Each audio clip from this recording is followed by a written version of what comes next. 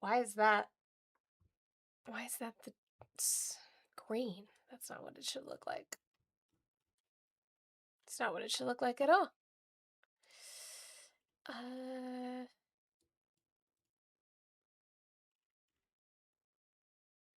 No. Why would you do that? Ugh. I have to change that and delete it. It's fine. Okay. That's not what it's supposed to be.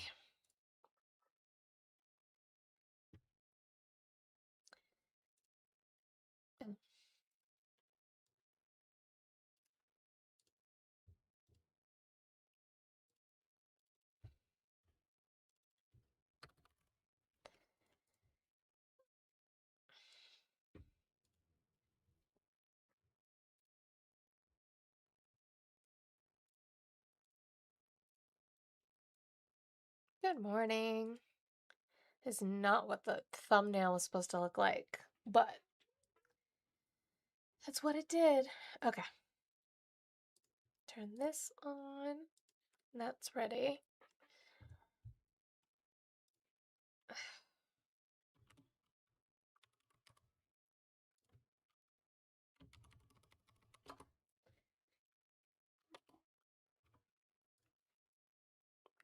All right, let's get started. That was loud, sorry.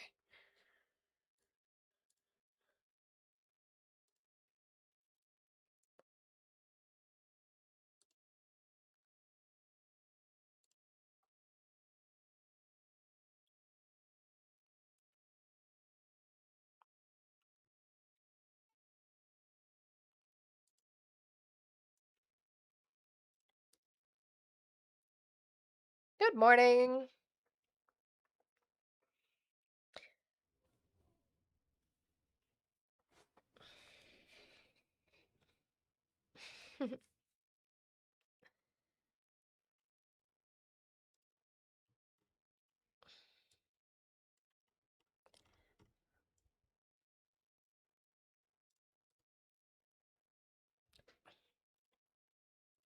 There, did I fix it? That fix it.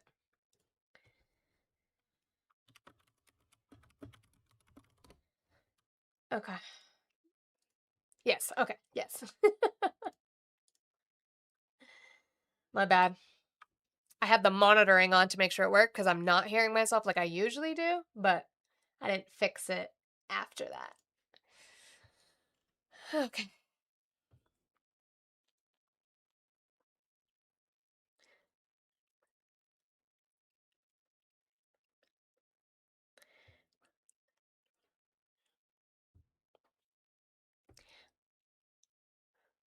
Why?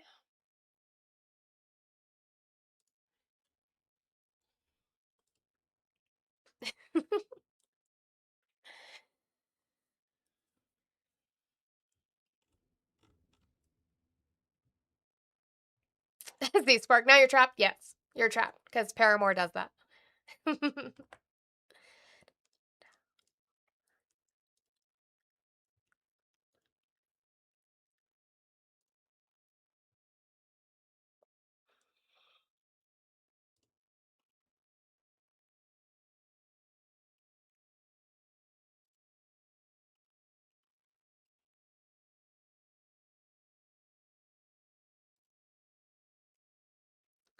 Hi, thank you, Peter.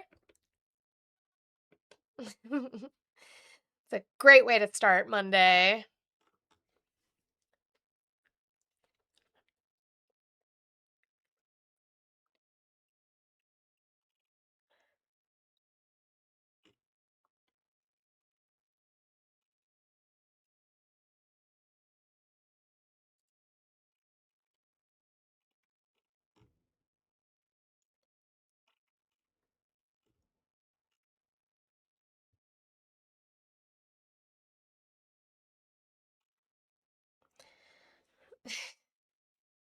You've been complaining a lot. No, you haven't. My entire show is complaining, right, Mia? That's what they tell me. They tell me that my entire show is just me complaining, so I guess here we go.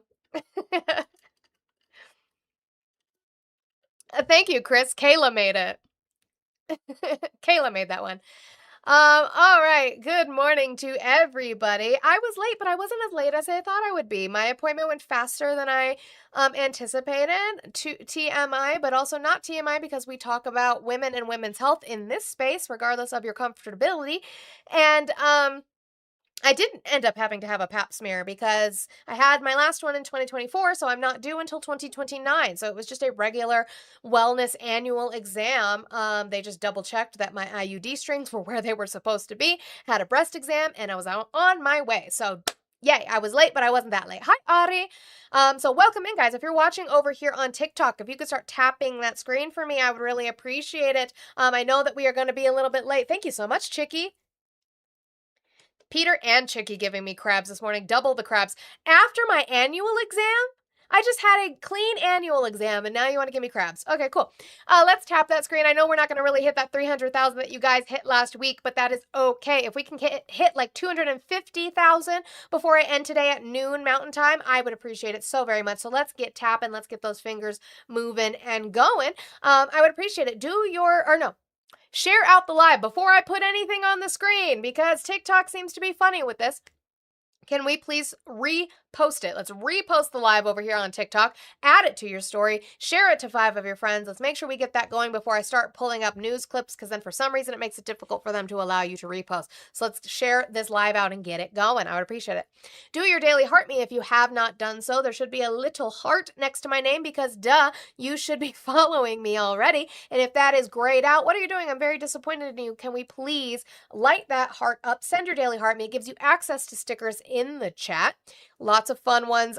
Yes, my new favorite right now is the one that Kayla made with me doing math with my calculator as Steve from Blue's Clues. We love that. So thank you. Let's make sure we're doing that. I have the little roses goal that I always start with. Let's make sure we're working on that. And where did we go? Okay, we're in the same spot. I think the same spot. We are in the C5. No, because I was in C4 last week. I don't know. I'm in the C5 gift gallery this week. Brand new week. Brand new gift gallery. So guys, if you click on my name and you click C5 gift gallery, it's going to show you that none of my gifts are lit up yet. And so if you have the means and the TikTok change with which to do so, if you could send out and start lighting up those gifts this week, that would be amazing to see if we can get those done.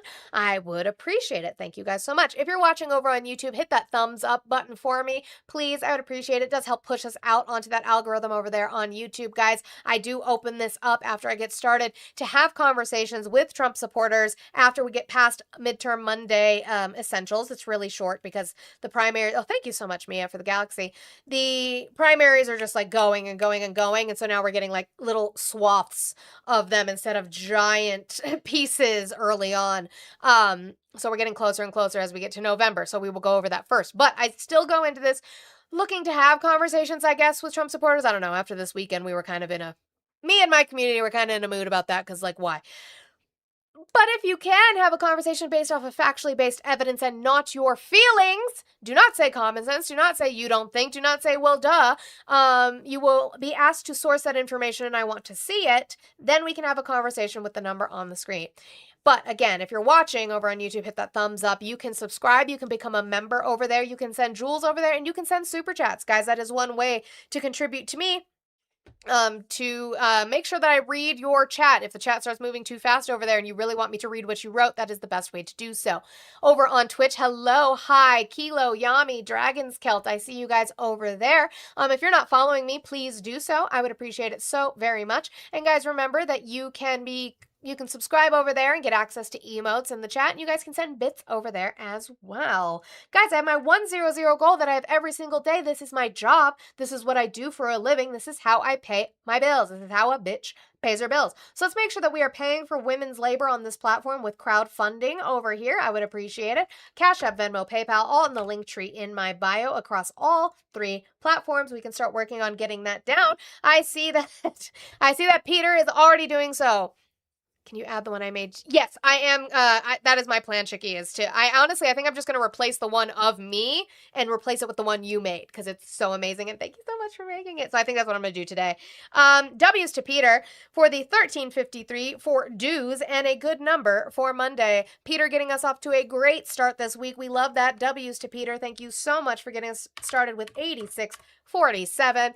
left in the gold today to get us started. And Peter is also paying his Antifa dues. It's getting to be the end of July. If you haven't paid your July Antifa dues, make sure you do, because George Soros will breathe down my neck until that is completed. Or if you want to get a head start on August, you can do that as well. Okay, let's get going today, shall we? Where do I want to start here? It's been a mess. Let me make, election stuff first. Let's go to the calendar. Let's start with the calendar first, because there's not very much, but I do have a little bit of coverage on that. So, for tomorrow, you have a couple things. You have in Georgia, Georgia, special general election for Georgia's 13th congressional district, July 28th, 2026. Is tomorrow. And then in South Dakota, if you're in South Dakota, you have a South Dakota statewide primary runoff. I do want to talk about that real quick, just a quick, because it is for Republicans in South Dakota. AP Decision notes what to expect in South Dakota state primary runoff. So what happened is, South Dakota Republicans will decide in a primary runoff Tuesday whether to nominate Governor Larry Roden for a full term or to instead tap businessman Toby Doden to represent the party on the ballot in November. The two were the top vote getters in the June 2nd primary, but neither candidate reached the 35% vote threshold needed to win the nomination outright. The winner of the runoff will enter the general election against Democratic former state Senator Dan Allers, with a significant advantage in the reliability Republican state that hasn't had a Democratic governor since the 1970s. So this is for Republicans only in way of that runoff, but I do want to make people aware, if you are a Republican and you thought that you voted for governor on June 2nd, you did, but nobody won handedly, to the point that Larry Roden blocked you, babe. What are you doing with South Dakota politics? You just talking shit? But you can vote. So I urge you, this is that situation that we talk about. Okay, Donald Trump's like, well, the Republicans are sweeping. No, the Republicans are beating Republicans. Just make sure that you are looking into both Larry Roden and Toby Doden to make sure that you are voting for who you would like to see go against the Democrat in November. Okay, let's just want to be clear on that. Okay, back here. Then we do August, because there's a lot of stuff that happens on Saturdays. A lot of them tend to be conventions, but we still go over them. So on Saturday, August 1st, Delaware has local elections. Guam territory-wide primary election. So Guam has a territory-wide primary election on August 1st. Texas special general runoff for Lubbock City Council District. Your City Council District 4 in Lubbock, Texas, also has a general runoff on August 1st. Virgin Islands territory-wide primary election is August 1st. And then we move into next week, which we will do next Monday, because I don't have anything coming up until mid-August. So should be here on that Monday for that. So let's make sure we're paying attention to our elections. Yes, please. We like. Chris interviewed the Democratic candidate Nikki Gromley in South Dakota. Oh, that's cool. Okay. Oh, I want to make one thing clear. I am not going to, and I didn't have time to get them this morning, but I'm not going to be playing anything from the White House Correspondents' Dinner in way of Trump's words. Why? Because he wasn't funny. He bombed spectacularly. We knew he would, and he was disgusting. So nobody needs to repeat that again. Nobody needs to watch it again. What's the point? Just so that I can have people in the YouTube go, he's the greatest and he owned the lips. Don't need that. Have other, more important things to do with my life. The only clips that I did want to show that I probably will at some point this week were the awards that were given to Caitlin Collins, and then specifically the Wall Street Journal in way of the Epstein files. And that's still not going well for them in court. A judge just recently said that they need to release some of the redacted files that they had not released. Thank you, W's to Katie Fang for suing them and getting that done. Okay? So what we are going to do, though, is again go through Donald Trump and his degradation of the mind. Since I cannot diagnose him with anything, I'm not a doctor, we will just say that clearly he is having degradation of his mind when he was speaking last week. So we will play that, guys. So make sure we're doing all of the good things as we are sitting here as we get our show started on this Monday. All right. Let me see. I fixed it. Yes, I fixed it. So everybody should be able to hear it so I don't get yelled at. The sound should be there. And just like we did with the Green News scam, where we were scammed, the whole country was, I wasn't scammed. I got it right from the beginning. I got it from the first. What were we scammed with? Somebody tell me. People did not like me joking about his short-term memory loss. Well, seeing as it came from people who talked about Biden, I don't really care. Minute when I heard this crap, they were saying wind was so wonderful. Claudia, oh, come on. He was in enemy territory. None of those people liked him. He's had White House Correspondents' Dinners before that other people found funny. He didn't. And then he stopped going to them. Do we remember that, where he stopped going to them? This was the first one he's been to in a long time. None of those people liked him. Interesting, because they all talked and were buddy-buddy, and they know how to be cordial. He just doesn't like jokes made on his behalf. Oh, so wonderful, except you couldn't watch your television. They wanted to watch the debate. Donald Trump against Sleepy Joe Biden. Nobody could watch it because the wind wasn't blowing, remember? No, I don't remember that. Can you please cite a source for that? Can you cite a source where the wind wasn't blowing, and so people could not watch the debate he had with Joe Biden? Yeah, Ari, the wind was not blowing, so people couldn't watch the debate. From the first minute when I heard this crap, you know? They were saying wind was so wonderful, except you couldn't watch your television. They wanted to watch the debate. Donald Trump against Sleepy Joe Biden. Nobody could watch it because the wind wasn't blowing. Remember that? No, I don't, because it didn't happen. Can you please cite me a source for that? Darling, we'd like to watch the debate tonight. I'm sorry, the wind isn't blowing. No, that's one of the great scams of all time, but, you know. If you dislike another country, let them keep building windmills. They are going down. People are finally figuring it out.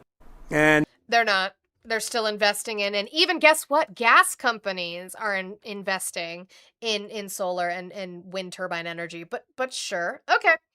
And then I'm not sure if he's talking about this I'm not sure the context, and so I will be honest and say I'm not sure the context of this, but it is interesting to me that he is admitting he doesn't know why the energy is needed when he literally has appointed the person in charge of the Department of Energy, regardless of the context, so that he can have this information. nobody's ever explained to me why it's Oh my God, he is trolling. Trolling what? That's not trolling. That's just misinformation. You guys can keep saying he's trolling when it sounds like he just doesn't know what the fuck he's talking about. Nobody's ever explained to me why it's so much electricity, why you need so much, nor did I care that much, to be honest with you. All I know is So that's my, oh, okay. Well, speaking of context would be the thing on the bottom. Sorry, it's Monday. The AI Energy Initiative, the fact that we have data centers. He does not understand why data centers use so much electricity. Maybe you should find out before you sit there and say that you are going to allow all these data centers to be built without any kind of regulation. Maybe that would be important. Maybe. Yeah, so according to MAGA, Biden was trolling for 4 years. Yeah. No, totally. Let's get to some numbers. Now, I'm not good with numbers, and my community knows that I'm not great with numbers, but apparently Donald Trump isn't great with numbers so much that he doesn't recognize history. And here, you know, we were in Vietnam for 20 years, lost thousands and hundreds of thousands of lives, but What? Pay attention. you know, we were in Vietnam for 20 years, lost thousands and hundreds of thousands of lives, but We were at Vietnam and we lost thousands, hundreds of thousands of lives. Who wants to tell him how many people we actually lost in Vietnam? I have the number. It's not hundreds of thousands. How many? How many people did we lose, MAGA? Do you know? See, the number I have is even lower than that, babe. It was like 58,220. That's not hundreds of thousands, though. thousands and thousands of lives. We were in Afghanistan for years. We were in all these wars that you heard about for years and years. We were, you know, I called them never-ending wars. Well, we're in for 4 months, and I had a very sad day yesterday. I went to Dover. 4 months. It's like 5 now. And you said 4 to 6 weeks. 4 to 6 weeks. This is 4 months. I'm sure that every hostile 47,400, non-hostile 10,700. Thank you, Ari. I'm sure that every start of a war, besides things like world wars, had the idea that they were going to be short. Vietnam was not supposed to take as long as it did either. And yet here we are. You said 4 to 6 weeks. And yet here we are. 4 great American. He's talking about both sides. Is he? Is he? Why would we talk about both sides? Why would we talk about both sides? Because he's using this to say that we have not lost that many and it has not been that long, so we should stay there. Why would we bring up the other side's numbers? He's literally using this to say we should stay there because we have not been there as long as these other wars and we have not lost as many people as these other wars. Why would he use numbers from other places? To boost his numbers to lie to you? Oh, okay. Patriots killed. That's 18 in 2 wars, and It is. one is MAGA too code, many. mainly. But it's 18, whereas in Vietnam we lost 200,000. We lost. Oh, it wasn't both sides. It wasn't both sides because he just differentiated and doubled fucking down by saying the 18 that we've lost now in the war with Iran is nothing compared to the 200,000 that we lost in Vietnam when we didn't lose 200,000 in Vietnam. Do you see what happens when you pretzel yourself to glaze the taint of this idiot? You should take that back, liberal lizard. You should. That didn't work out too well for you, did it? 4 great American patriots killed. That's 18 in 2 wars, and one is too many. But it's 18, whereas in Vietnam we lost 200,000. Tell me he's talking about both sides again. Tell me he's talking about both sides again. Lost thousands and thousands in Afghanistan. We lost thousands in every war, the Korean War, thousands, and these wars all lasted for years. And we want to get it over with, and we want to do it right. But we have to do what we came to do, and that's we can't let these people. They can't let these people have a nuclear weapon that they never had, and that we don't have intelligence to say that they had. Interesting how I can pause a video and you can sit here and cope for him and try to pretzel for him and add context he didn't add and then he doubles down on it. That is interesting how that works. This one is old. I just wanted to remind you guys of this. This was 9/11. I just want to remind you. Donald, you have one of the landmark buildings down in the financial district, 40 Wall Street. Did you have any damage, or did you know what's happened down there? Well, it was an amazing phone call I made. 40 Wall Street actually was the second tallest building in downtown Manhattan, and it was actually, before the World Trade Center, was the tallest.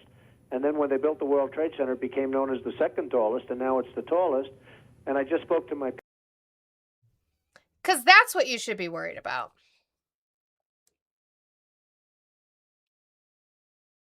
It was the tallest. Then it was the second tallest after they built the World Trade Centers. Now it's the tallest. As you watch them fall. Did you have any damage, or did you know what's happened down there? Well, it was an amazing phone call I made. 40 Wall Street actually was the second... Timothy, he's not keeping us safe. He's putting us in more danger by radicalizing new generations. Tallest building in downtown Manhattan, and it was actually, before the World Trade Center, was the tallest. And then when they built the World Trade Center, it became known as the second tallest, and now it's the tallest. And I just spoke to my people, and they said it's the most unbelievable sight. Duh. 42, you said you're missing his point just to criticize him. What point am I missing? Tell me. Maybe I am. Maybe there's an angle to this that I'm missing. Please explain it to me better than he is, the President of the United States of America. Please try to add that context and translate for him. You guys like to do this. Now, this one is just to be petty. This next one is just to be petty because I damn sure know it's a misspeak. I damn sure know it's not what he means, but it could also just be a Freudian slip. The radical left only wants to limit our energy consumption and rein in our American dreams. We have the American dream. Until we came along. I know it's a misspeak, but it's just funny. American dreams. Oh, sorry, too bad. American dreams. We have the American dream until we came along. We have the American dream until we came along. Yeah, you're right. You're absolutely right. Glad you got that Freudian slip out there. The radical left is coming for our washing machines. Oh no. All right. Let's read this truth from Trump about a civil nuclear deal that we're deciding to do, speaking of 9/11, with the Saudis. I guess never forget is forgotten. This was his truth. The civil nuclear deal, there would be no enrichment of material. I don't know how that works if you have to use it for civil nuclear production. Being made between the United States Department of Energy and Saudi Arabia, which pertains only to non-military use, such as the ones that Iran and UAE and others already have. Oh, you mean the one you don't want them to have? Will be approved, but is totally subject to Saudi Arabia joining the very respected and successful Abraham Accords. Now, the interesting part about this is that it's totally subject to them doing this. The problem is that the Department of Energy Secretary Christopher Wright has already signed this deal. The deal itself does not have compliance with signing the Abraham Accords in it. This is something he is trying to add after the fact. And Saudi Arabia has come out for years and said, we are not signing that fucking document. Also that Ari. If you have that, we said it.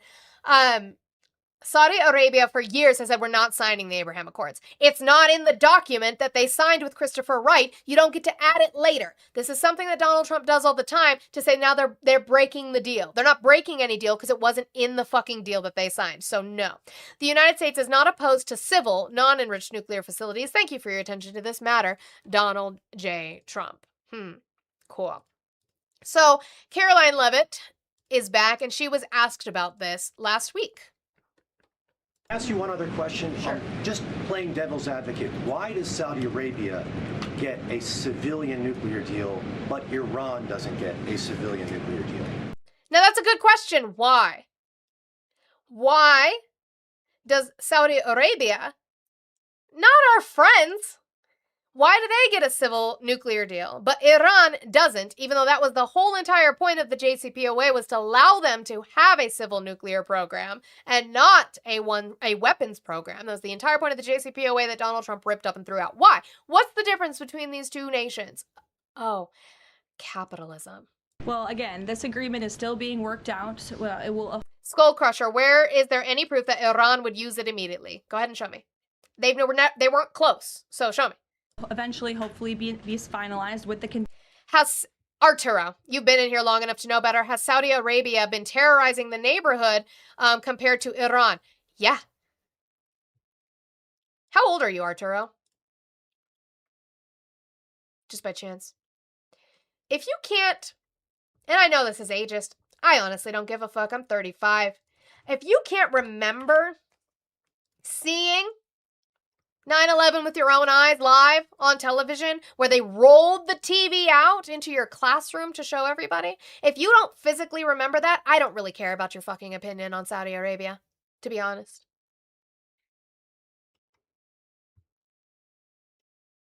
What'd you say? Saudi Arabia also said that if and when Iran produces a weapon, they will too. So civilian? I think not, but sure. Let's show the difference. Well, again, this agreement is still being worked out. Well, it will eventually, hopefully, be finalized with the condition that the president spoke about this morning. But this agreement in particular. Frank, I haven't even talked about Christian nationalists. Are you okay? I haven't even uttered that word until just now. As it's been discussed thus far, does give priority access for American companies in the Saudi nuclear energy program, which will ultimately benefit American industry workers and supply chain. Oh, that's the difference. Money.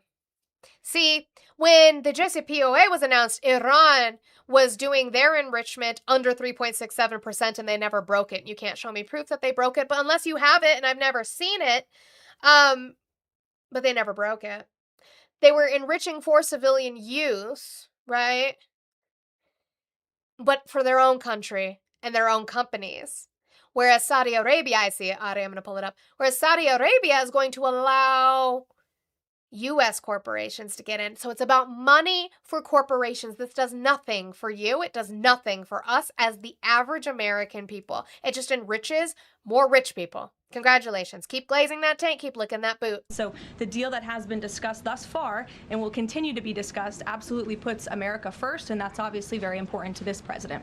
Ed. Yeah, thanks. It is. Of course, it's important to this president. It is very important to this president to continue to enrich the rich with deals for them. By the way, it's fusion, so I don't know what that would entail, but Donald Trump's children are invested in a company surrounding nuclear fusion.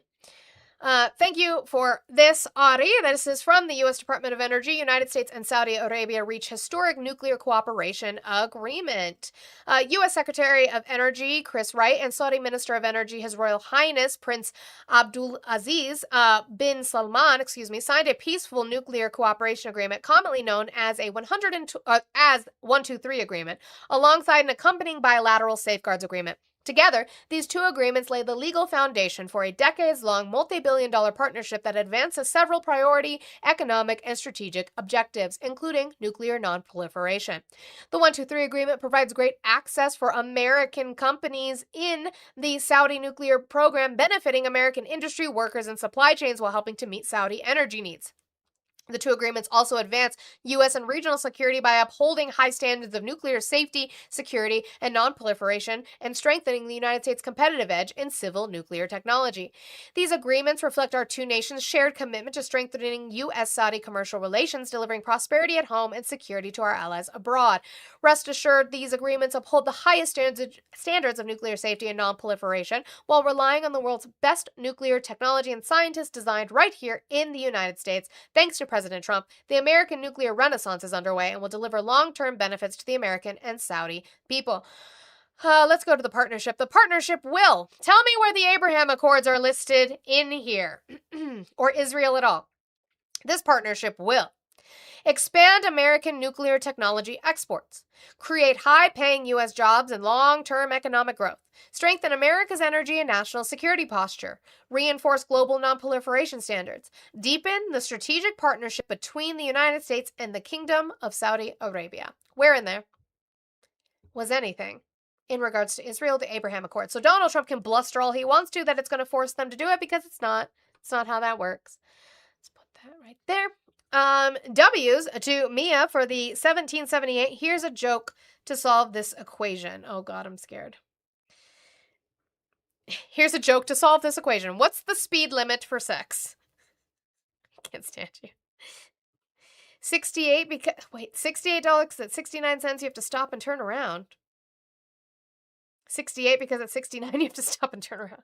I get it. Let me read it again. I'm not good with jokes in text form. What's the speed limit for sex? 68 because at 69 you have to stop and turn around.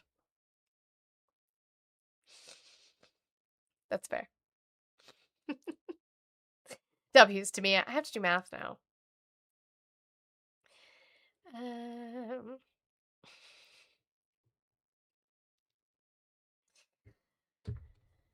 Okay. Yep, I should have known that math. Duh. You gave me the math. See? This is why I can't do these things. This is why I'm not. I know.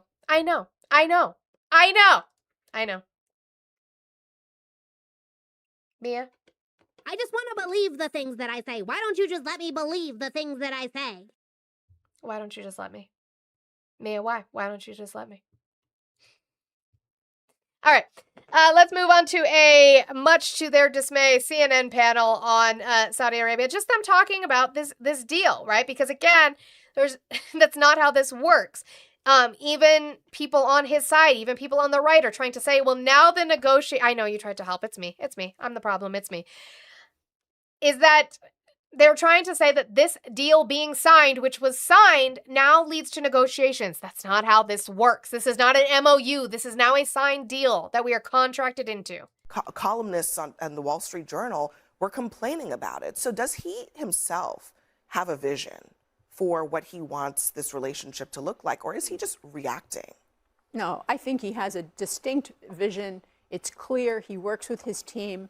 And I think that there are events that have overtaken some of the plans. We can see it's, Iran, this is a lot harder, I think. So why announce a deal yesterday and then change it the next day? You're talking about the Saudis? Yes. This is the art of the deal. No, but what is the art of the deal? It's not the art of the deal if the deal's already signed. That's not how this works. It is not the art of the deal if you already signed the deal. So in the Middle East, you announce a deal, then you renege on it in 24 hours? In the Middle East, after you sign the deal, the negotiations start. Show me that in any kind of law within a country in the Middle East. Well, that's just like ceasefire has a different definition in the Middle East, right? So apparently in the United States, ceasefire means you stop firing. But according to Donald Trump, ceasefire means you fire less in the Middle East. Well, apparently, a deal in the U.S., once you sign a contract, that's it, that's all. You can sue if that contract gets broken. But apparently in the Middle East, signing a contract means negotiation. Yeah, moderately firing. Thank you, Z-Spark. Where'd they come up with that? You buy that bullshit? Do you buy that? Or are you smart? Part of Working a the deal. what is So the art of the deal in the Middle here? East, You they announce a sign- deal, then Yeah. you renege on it in No. 24 hours? In the Middle East, after you sign the deal, the negotiations start. So he's is just totally- preempting that. Oh, it is absolutely no. true. That Based on what? Prove that to me. Source that. Maybe you guys can source it for her. What? is I how think things that's- work. It is very different than here in the United States. will when tell. you're dealing Smoke Dog, I'm not saying that Iran stopped firing. What I'm saying is that it's not a ceasefire. It's not a ceasefire if either side is firing. with the deal. But Donald Trump said it's when they're moderately firing, and that's not what a ceasefire is. I think that's an oversimplification by Okay. a long shot. You know, when we say that we've signed a deal to allow nuclear development in another country, and that deal is signed and there's a press conference and that whole thing, that's not the start of negotiations. We've already put out the terms. The idea is that they're going to cooperate with us on nuclear, so they have nuclear power in Saudi. They're not going to be. Were we going to tell them that, or was Trump just going to announce No, it on Truth the Social? deal's the deal, but how is it looking? They're going to put it together, so it's the framework is done. But now that they're going to work out the details, and deals will sometimes change with the changing. No. But then you would need to re-sign it. And so when that deal breaks, because we're guaranteed the United States is going to do something or try to add on something or some sort of stipulation, when that deal breaks and they go to blame Saudi Arabia, I just want you to know that I said it. Okay. Facts on the ground. I mean, look, I think that this is like Trump world upside down It's land. not That's that not simple. how deals. That's not how deals are done by presidents. Period. It's really not. If you want to say that it's undone. Then, and by the way, even so, if you're going to claim that this deal is a framework, that's bad. Then maybe don't do a deal yet. Don't do a deal until everything is worked out. That takes months. That takes years. That's fine. Do that. The JCPOA took almost 2 years to get signed, to accomplish what they needed to accomplish. Don't do these haphazard quick deals to get a headline win when there's nothing beyond that plan. That sounds like bad negotiating. Doesn't sound like the art of the deal to me. They could have said that. You know, we'll sort out the details of this at some other time. They didn't say. They didn't say that. They never said, well, there's details we have to work out. Now they are. Interesting. Maybe because of the pushback. Okay, we're going to go to Mike Waltz on Meet the Press. He was on Meet the Press. This one is specifically about the Saudi deal. Don't worry. I'm going to get to him in regards to Iran and the depletion as well. That was a fun conversation. Mike Waltz, Mr. I didn't have to read the State Department report on Cuba because I'm a Floridian, so didn't have to do that. Hello. Hi. Okay, so I just want to point out before you do move on. So, like, in the army, because that's somewhere that I've, enlisted in and stuff, we went to the range and we would, like, shoot the pew-pews and stuff. And then, like, they'd be like, hey, watch your lane. And then they'd tell us to go ahead and fire at the target. And then when it was time to stop shooting and stuff, they'd be like, ceasefire, ceasefire, ceasefire. And I just feel like that just meant to stop firing because, like, people would walk down range and stuff. And if people were still moderately firing, that would be very counterproductive. It's not funny, but it would be bad. So, like, I don't know. I was only in the United States military. Yeah. No, you're wrong, So- though, because the Trump well, to be fair, did you fire in the Middle East? Because apparently it's different in the Middle East. That's fair. You know what? That's a fair question, I guess. But Chicky, I just did you feel fire like, in the Middle East? Did ceasefire mean moderately fire? Was it different than the United States definition, Chicky? but I just feel like if we're gonna do some type of training to be in said Middle East, Right. we should probably practice the same, definitions of what ceasefire is. Yeah. And that's just my experience when it comes to, being in the United States military. when ceasefire is called, and it's called 3 times, you stop fucking firing, you put your shit on safety, and that was just my interpretation. I don't know. I've been out for 5 years, so maybe something has changed. Maybe. Definitions are gray areas. My apologies. You know what? I'm gonna, as Eyes the Organ, I'm gonna go organize some organization. Okay. Thank you for coming to my TED Talk. Love you. Well, Sorry, love you. Gonna organize. We have to organize, guys. If we just organize and grassroots and mutual aid, organize grassroots, mutual aid. Well, who's gonna do that? Well, I'm not worried about the future. I'm worried about right now. But also in the future, if we do grassroots and we organize and mutual aid. By the way, nobody gets a pass. Nobody gets a pass on privilege. Nobody gets a pass on privilege. Nobody. Nobody. Nobody. Nobody. Okay. Anyway, we're moving on. I don't even want to get into that because I'm just going to get fucking pissed again. I'm just going to get pissed again. Mike Waltz signed a U.S. Saudi, signed U.S. nuclear Saudi deal. I can't speak. Won't be implemented without Trump's latest terms. So again, they're trying to change. They are trying to change the terms of a deal that's already signed. Just a moment ago, you mentioned Saudi Arabia, so I do want to ask you about this deal with Saudi Arabia. The U.S. signed this deal with Saudi Arabia this week. It would effectively support creating a civilian nuclear program for the Saudis. Then, less than 24 hours after the deal was announced, the president insisted the agreement would only go through if Saudi agreed to sign the Abraham Accords, something that Saudi Arabia has rejected. What is the status of the deal? Is it going forward? Well, we've been in discussion with Saudi Arabia on normalization with Israel or entering the Abraham Accords way back into the first Trump administration. So that shouldn't, I don't think that should surprise anyone. But what's the status in terms of the deal, deal? in terms of the deal, I want to be very clear on a couple of things. One, we haven't sold our nuclear technology in terms of small modular reactors, micro reactors, large reactors in many, many decades. President Trump signed an executive order last year revitalizing the nuclear industry. Whether it's the Saudis or others, they could go, as many countries have, to the Russians for nuclear technology, to the Chinese for nuclear technology. Finally, we are reasserting our technology on the world stage. So they... Now, yes, they could have. They could have gone to China or Russia. Why didn't they? Was there a reason for that? Why didn't they? I'm genuinely asking. Why didn't they? had options. They went with us. Thank you, X. I'll do that right now. W's. Oh, wait, let me get W's to X for the $1.02 dollar train. Choo choo.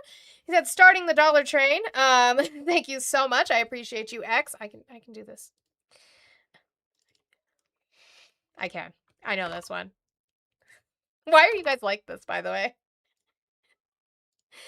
6767. W's to X for getting us down to 6767. Thank you guys so much. I appreciate it. Let's keep working on that. And I see we're at 70,000 likes. W to you guys over here on TikTok, working on getting that upwards to 100,000.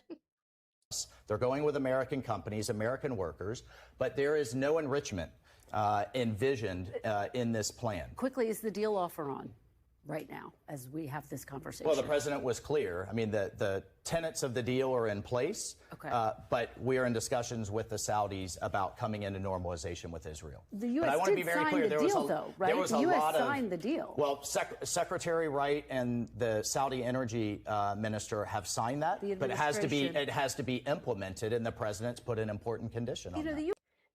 No, because you can't do that. That's not how that works. You don't get to add things to a contract that you already signed. So now you admit that it has been signed. But what you are saying is that they have not implemented it and will not implement it until they agree to recognition of Israel as a state or signing the Abraham Accords. They are not going to do that. This deal is already set to fall apart.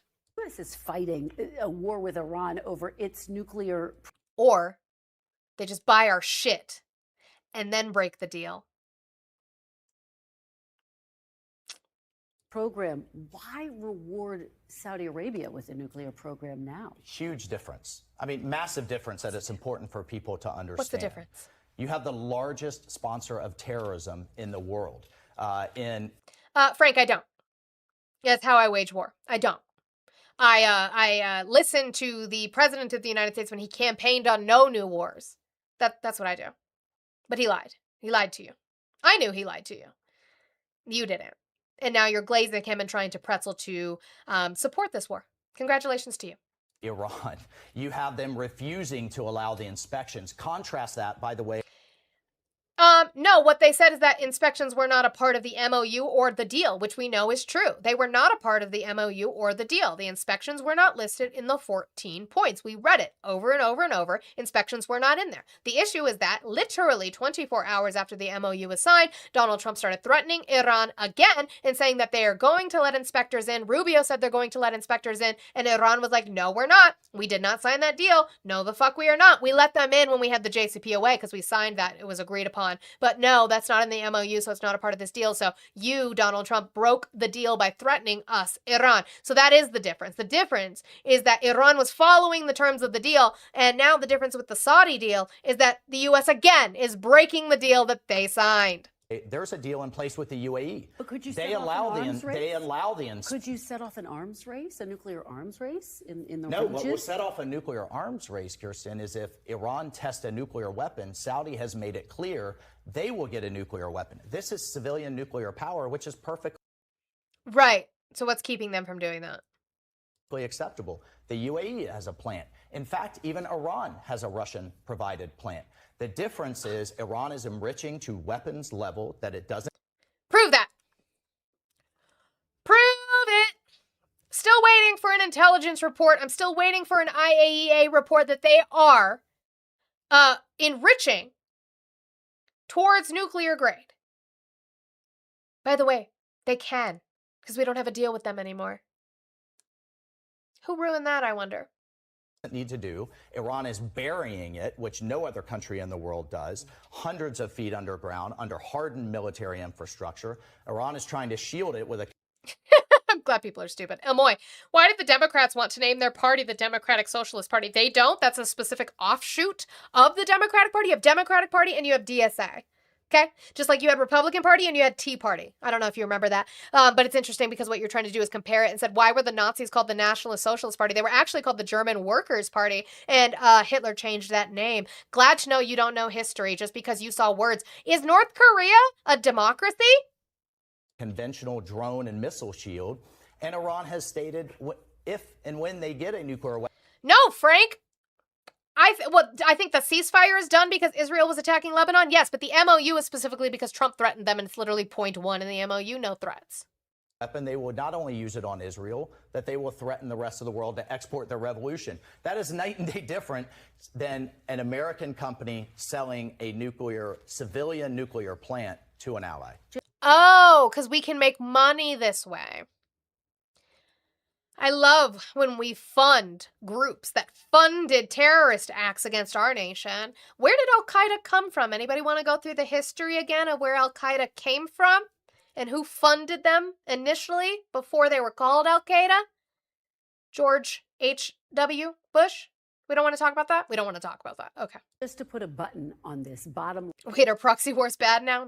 Apparently not anymore. line, the deal will not be fully implemented until Saudi Arabia agrees to sign on to the Abraham Accords. That's the president's position. The president can have that position all he wants to. That means he's already breaking the deal because the deal was not for them to sign the Abraham Accords, and Saudi Arabia has already said they're not going to. Last bit I have on the Saudi nuclear deal, this is Senator Kennedy talking to Margaret Brennan on Face the Nation about that deal. Kennedy's not happy with it. I've got a lot to get to with you. Let me just button up where I left it with Ambassador Waltz, if I could. Amoy, that's stupid. Because that Saudi civil nuclear deal he was just discussing, it's got to go to you. It's got to go to Congress for approval. Are you comfortable with it? No. Maybe someday, but not right now. We're bombing a country to keep them from getting a nuclear weapon. but we're signing a deal with another country. I know it's a commercial agreement, but that the world perceives as possibly someday leading to a nuclear weapon. Now, I would say, it's Bluski.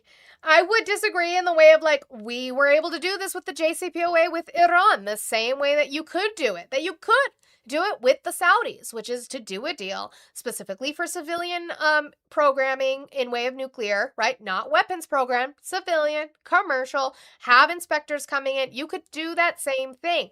The thing is that you're not offering that with Iran for some reason. Because you keep saying, well, they're going to make a nuclear weapon. They're going to make a nuclear weapon without any kind of intelligence to say so. But you're not scared of the same thing with the Saudis. Why? Because you decided that they're our allies, even though they were the ones who have attacked us on our own soil? They funded that. They funded that attack. And for some reason, that's fine. But it's just hypocrisy. If you're going to offer it to one, you could offer it to the other instead of bombing them and threatening to bomb their civilian infrastructure. That's all I'm saying. The world's on a hair trigger. The world looks at what's going on in Ukraine, the Middle East. The world looks at America's relationship now with Europe. People are scared. That's why I say hair trigger.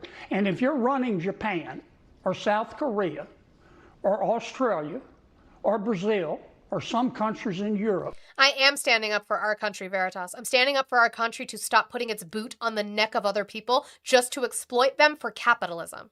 That's what I'm doing.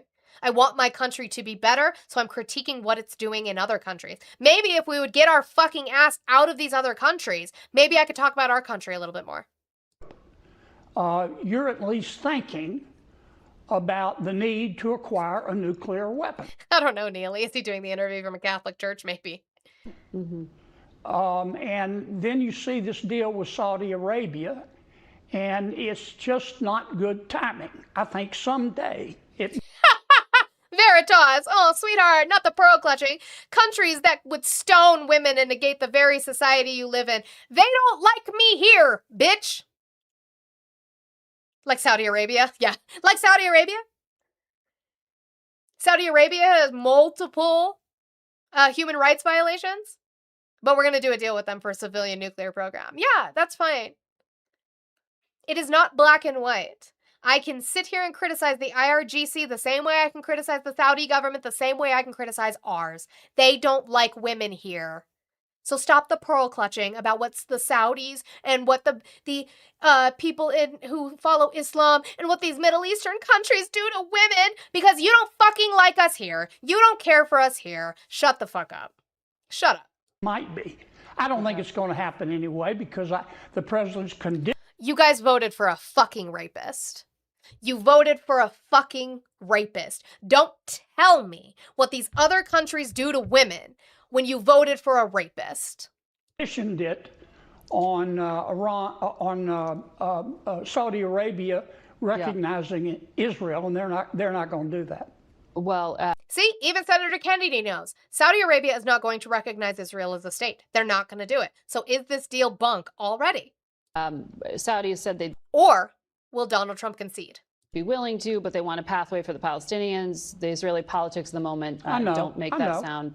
And the president's going to say, the president's going to point out correctly that we've got 26 of these 1, 2, 3 agreements with other countries. Yes. But the timing's not good.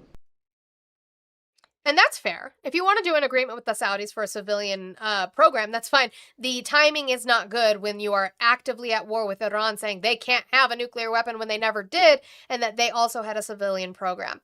So let's go back to Mike Waltz, but we are moving to Iran with his Meet the Press interview with joining me now Kristen Welker in regards to our military and its depletion, because we have seen with Pete Hegseth that they have been saying yes, no, maybe so. Our stockpile is depleted. Keep your live real time showing pre-recorded or looped videos. Even if you talk over them may result in your gifts being suspended. TikTok, get over yourself. Get the fuck over yourself. For real. Get over yourself. You are going to single-handedly throw your platform into the ground. By the way, in case you guys don't know, if you're watching over on TikTok, I know we like to watch on TikTok, but please make sure that you are following me or subscribe to me over on YouTube and Twitch. Please. Because TikTok be TikToking. You're just going to single-handedly run your platform into the ground. It's fine. Give it back to China, please, because you were doing much better. I'm guaranteeing you're going to start bleeding money soon as well. But anyway, Pete Hegseth said that we have not depleted our stockpile, even though he said in front of Congress that we've depleted our stockpile, but they're trying to blame it on the Biden administration. Again, I would like to see sources on that because we've only ever seen an increase in the budget for the Department of Defense. So how was it depleted? What did the Biden administration do to deplete it in comparison to the year and a half that Donald Trump has been in office? It has been 550 days since Joe Biden was the president. What is the shelf life on this bullshit ass excuse? To the United Nations, Mike Waltz. Ambassador Waltz, welcome. So guys, make sure, by the way, make sure you guys get gifts in. Let's complete this corn, and let's work on my gift gallery while we can, because I have a feeling they're going to fucking take it away from me. And guys, I pay my bills with this money. I'm not going to lie to you. I rely on this money. So can we make sure that we're doing all the things that we're supposed to be doing, please? Welcome back to Meet the Press. Thank you. Good to be with you. It's great to have you here in person. I do, of course, want to start off by talking about Iran. The U.S. has been conducting nightly raids against Iran for the past 2 weeks, really. In recent days, the president said the U.S. was, quote, locked and loaded, and he was considering a massive strike, he said. Then on Friday and Saturday, no strikes were reported in Iran. Has the president decided against escalation for now, Ambassador? I wouldn't go that far at all. The president is keeping all options on the table. I've spoken with the negotiators. I've spoken with Secretary Hegseth. Something changed. Something changed from Thursday into now Monday and over the weekend. What changed? Because we saw reporting that they were going to expand the attacks on Iran. It was going to increase the attacks on Iran. We were going to go hard. Then sometime between Friday afternoon when the markets closed and this weekend, Mike Waltz, J.D. Vance told Trump, the reporting is that they told Trump, hey, we need to chill out because of our fucking munitions. Threats from the new Ayatollah? But that our munitions is low. That we can't heighten this attack because our munitions is low. That's what seemed to be the change. So he backed off. The president is doing right now, as we've seen all along, is giving some talks some space. Talks are ongoing. They're happening at every level, from the more technical aspect of it all the way to the highest levels, of course, within both the Iranian government and the U.S. government. What we are constantly seeing, though, is the Iranian... Frank, what is your issue? Because you have been asking people to define words that nobody even said since the beginning of my stream, and yet you can't seem to define tariffs for Rum Runner, which is interesting. Would you like the definition of socialism? Or workers owning the means of production. Now define tariffs. On the Iranian regime side, they are divided. There is internal fighting. Some are seeking the guidance. So, Howard, you said it's all smoke and mirrors. We have enough bombs to bomb forever. So then why did they back off? Well, I'm genuinely asking. Like, why did they back off then? Of the supreme leader. Others want to move into a different direction. And that makes it hugely challenging from a diplomatic standpoint, but to get to some reasonable resolution here. So are strikes effectively halted for the next several days, or can we expect to see some strikes tonight, tomorrow, in the coming days? Well, I would take the president very seriously if I was the Iranian regime. The U.S. military is locked and loaded. In fact, more assets have gone into the region. And as we've seen, we have focused on those assets that have illegally struck civilian shipping. I mean, look, we have to take a step back here. I mean, this is like the Somali pirates with cruise missiles. I mean, they are desperate in the sense that now we're attacking ships from Panama, from Cyprus, from Singapore. A number of civilian mariners have been killed.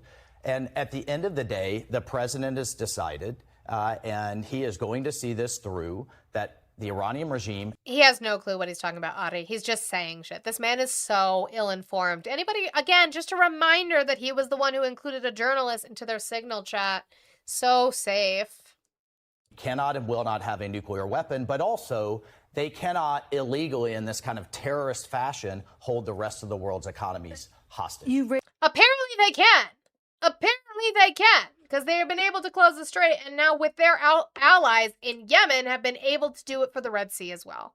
These assets, I want to ask you about the assets. NBC News is reporting the Pentagon is actually rationing some defense weaponry amid diminishing supplies. Is America backing away from a larger military attack because its military stockpile has been depleted?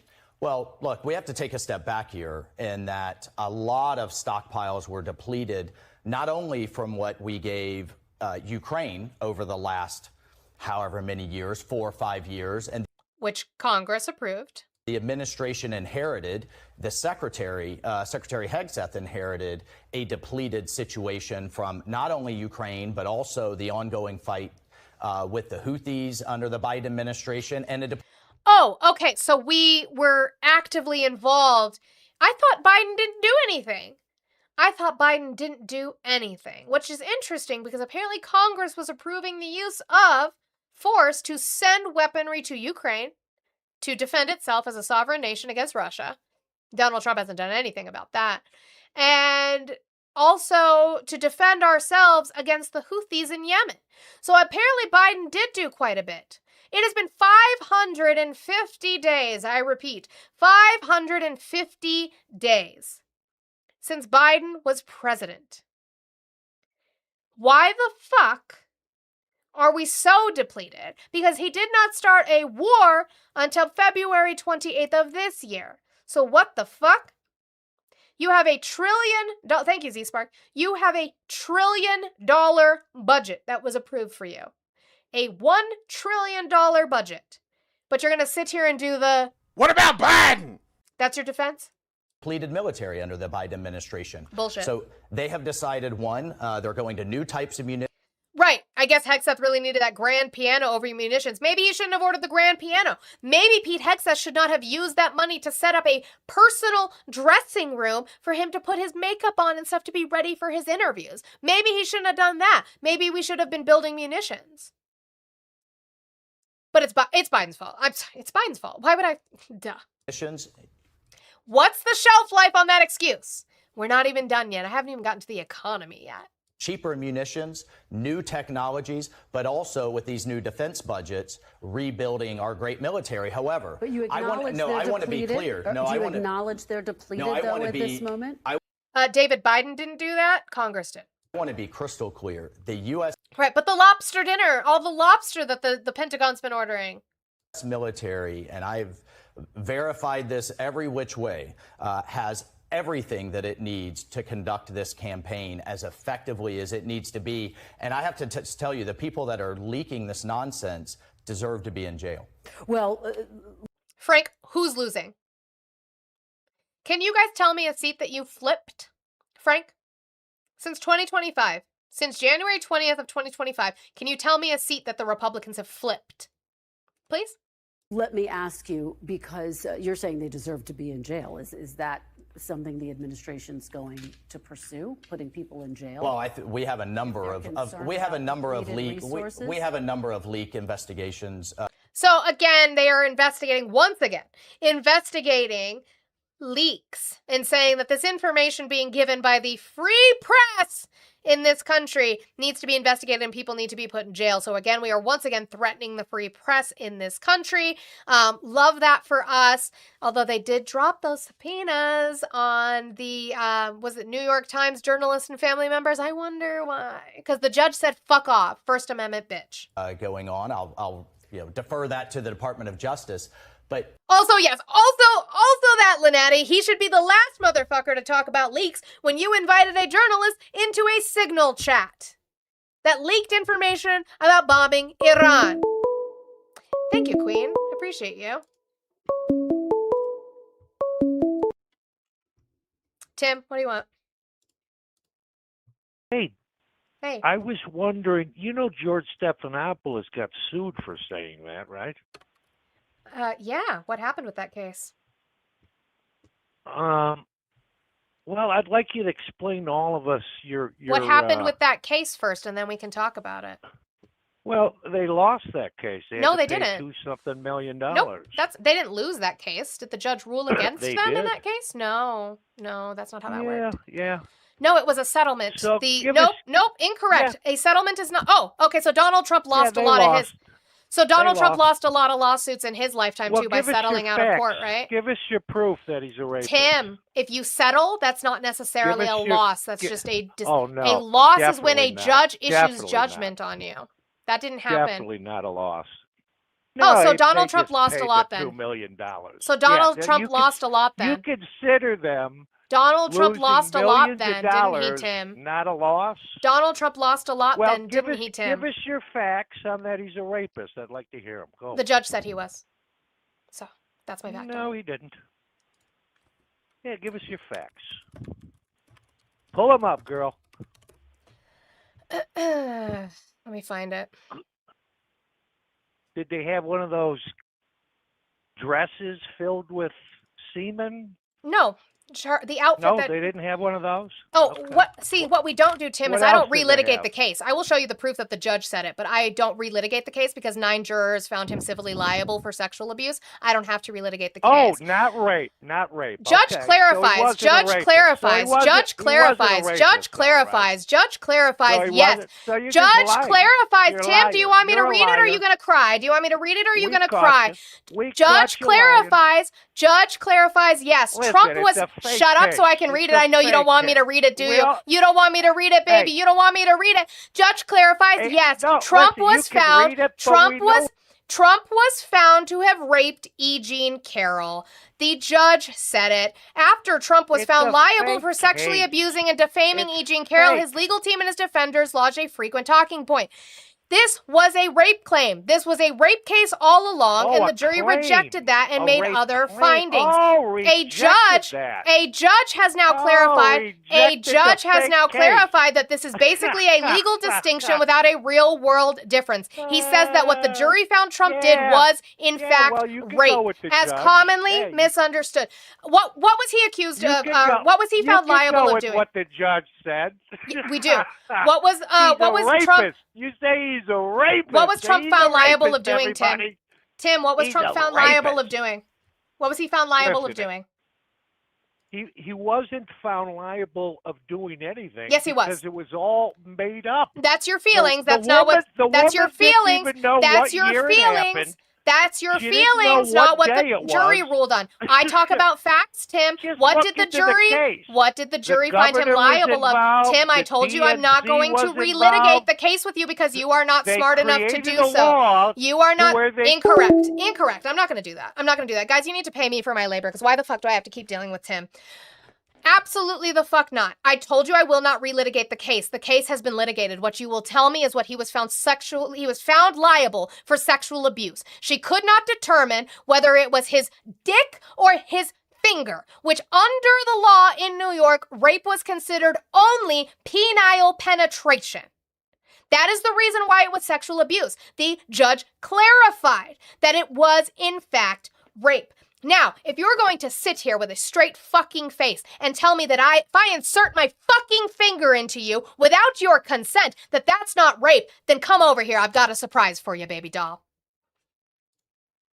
We're not relitigating that fucking case. But you wanted the proof, I gave it to you. Hi, Audie.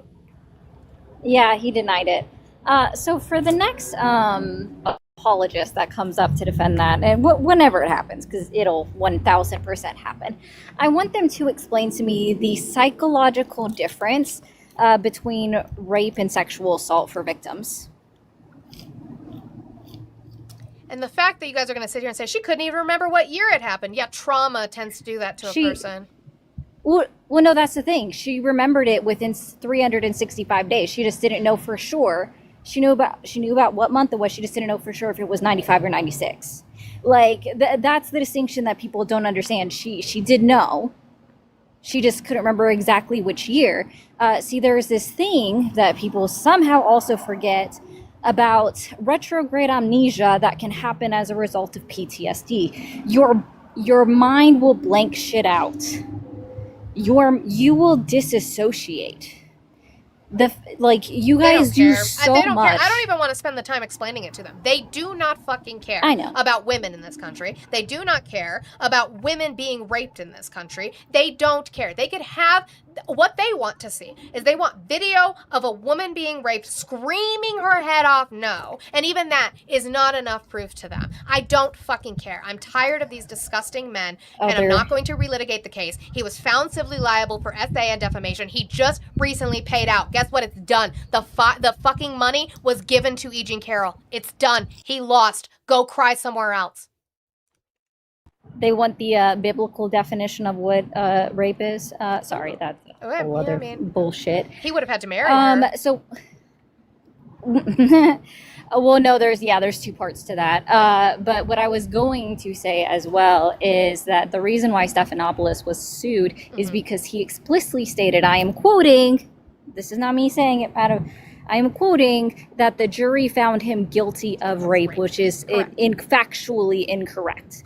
Because it would be adjudicated for one, and it was marked as sexual assault. So, But the only thing I push back on is that you call it a loss, because you would not call it a loss in court when what it was is CBS decided not to fight it and they settled with the court. That is not necessarily a loss to me, or else Donald Trump has lost a lot. Yep.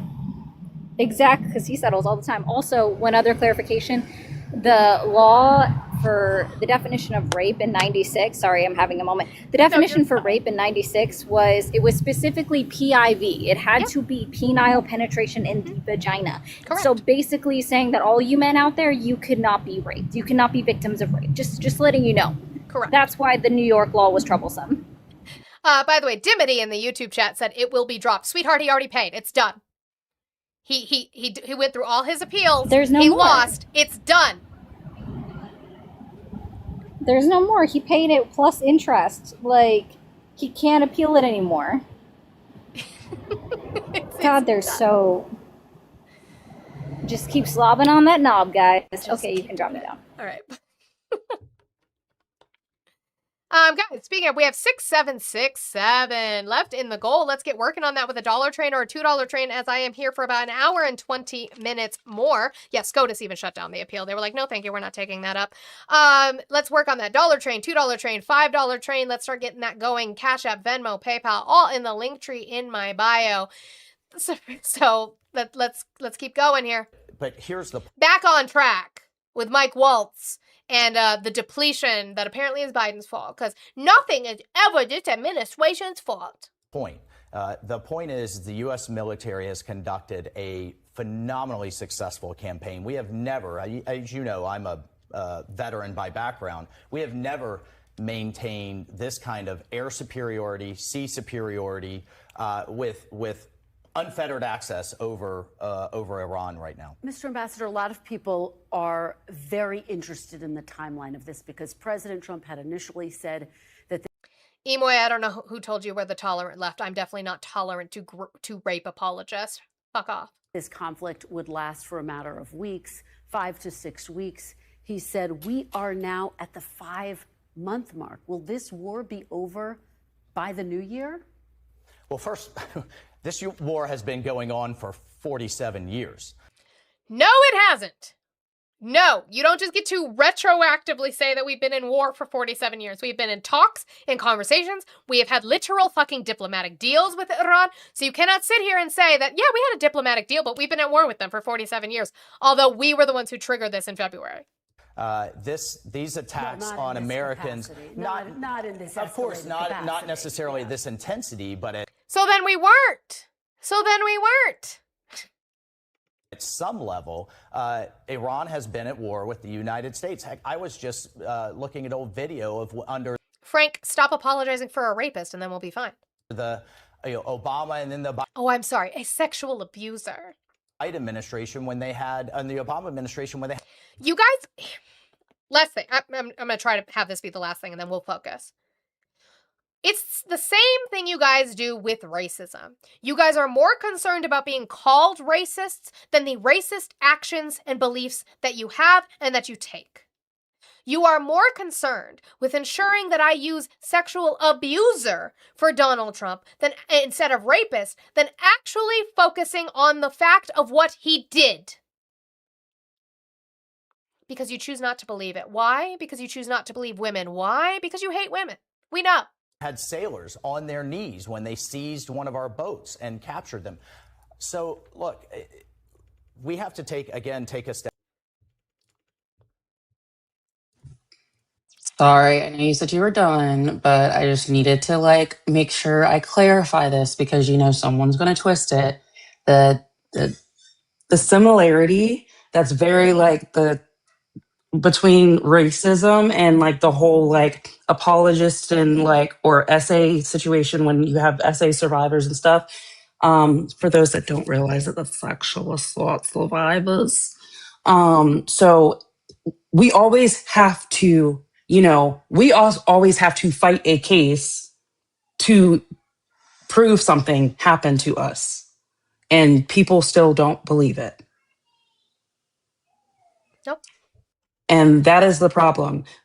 It's literally the victims of racism, the victims of SA are the ones that have to prove that it happened to them rather than and they're the ones that end up on trial rather than the people that do it. Correct. Not that Donald Trump, love you, not that Donald Trump didn't say, she's not my type, but then confused her with his wife. Not that he has made mention before that he likes to grab women by the pussy and he starts kissing them. He doesn't even wait. He moved on her like a bitch.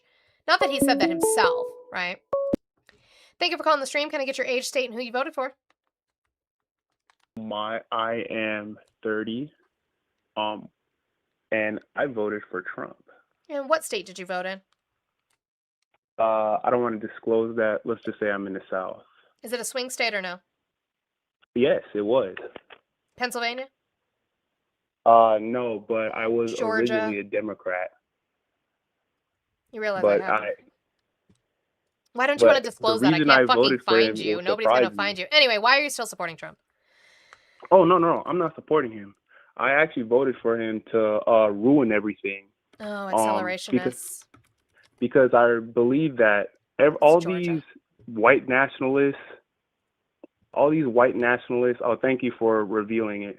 All these Bro, white nationalists. It's fucking Georgia. I Nobody gives believe- a fuck who you are. I didn't ask for your name. I didn't ask for any of that. Can Nobody you, gives can a fuck who you, you are. can you relax? No, relax. how are you going relax. to? Okay, so you want him. Relax. What Can I happens answer? after? No, what happens Can I after? answer? No, Can I you're answer? not answering Please. anything. What happens? You said you don't support him, so now I'm going on to a new question. No, what I happens, never supported him. I agree. But Yes, I know. I got that. You said that, and then you were trying to explain yourself. But I have a question about your explaining. After Trump ruins everything, according to your words, what's the next step? oh well, the country's going to recover because How? first we're going to vote Democrats back in. We needed the Oh. Democrats to essentially get a wake-up call because all the things they were pushing last year was completely off the rails. Who are you voting for in Kamala November? Kamala Harris. Who are you was voting a for in terrible- November? Oh, I'm voting Democrat. Who? I actually voted Democrat for Congress. I Who? voted Republican for presidency. Who are you voting for in November? Can you? I said I'm voting Democrat. Yeah, who? Whoever is the Whoever it Democrat. is. So you don't have any. As long as they're anti-Israel, anti-Zionist. Uh-huh.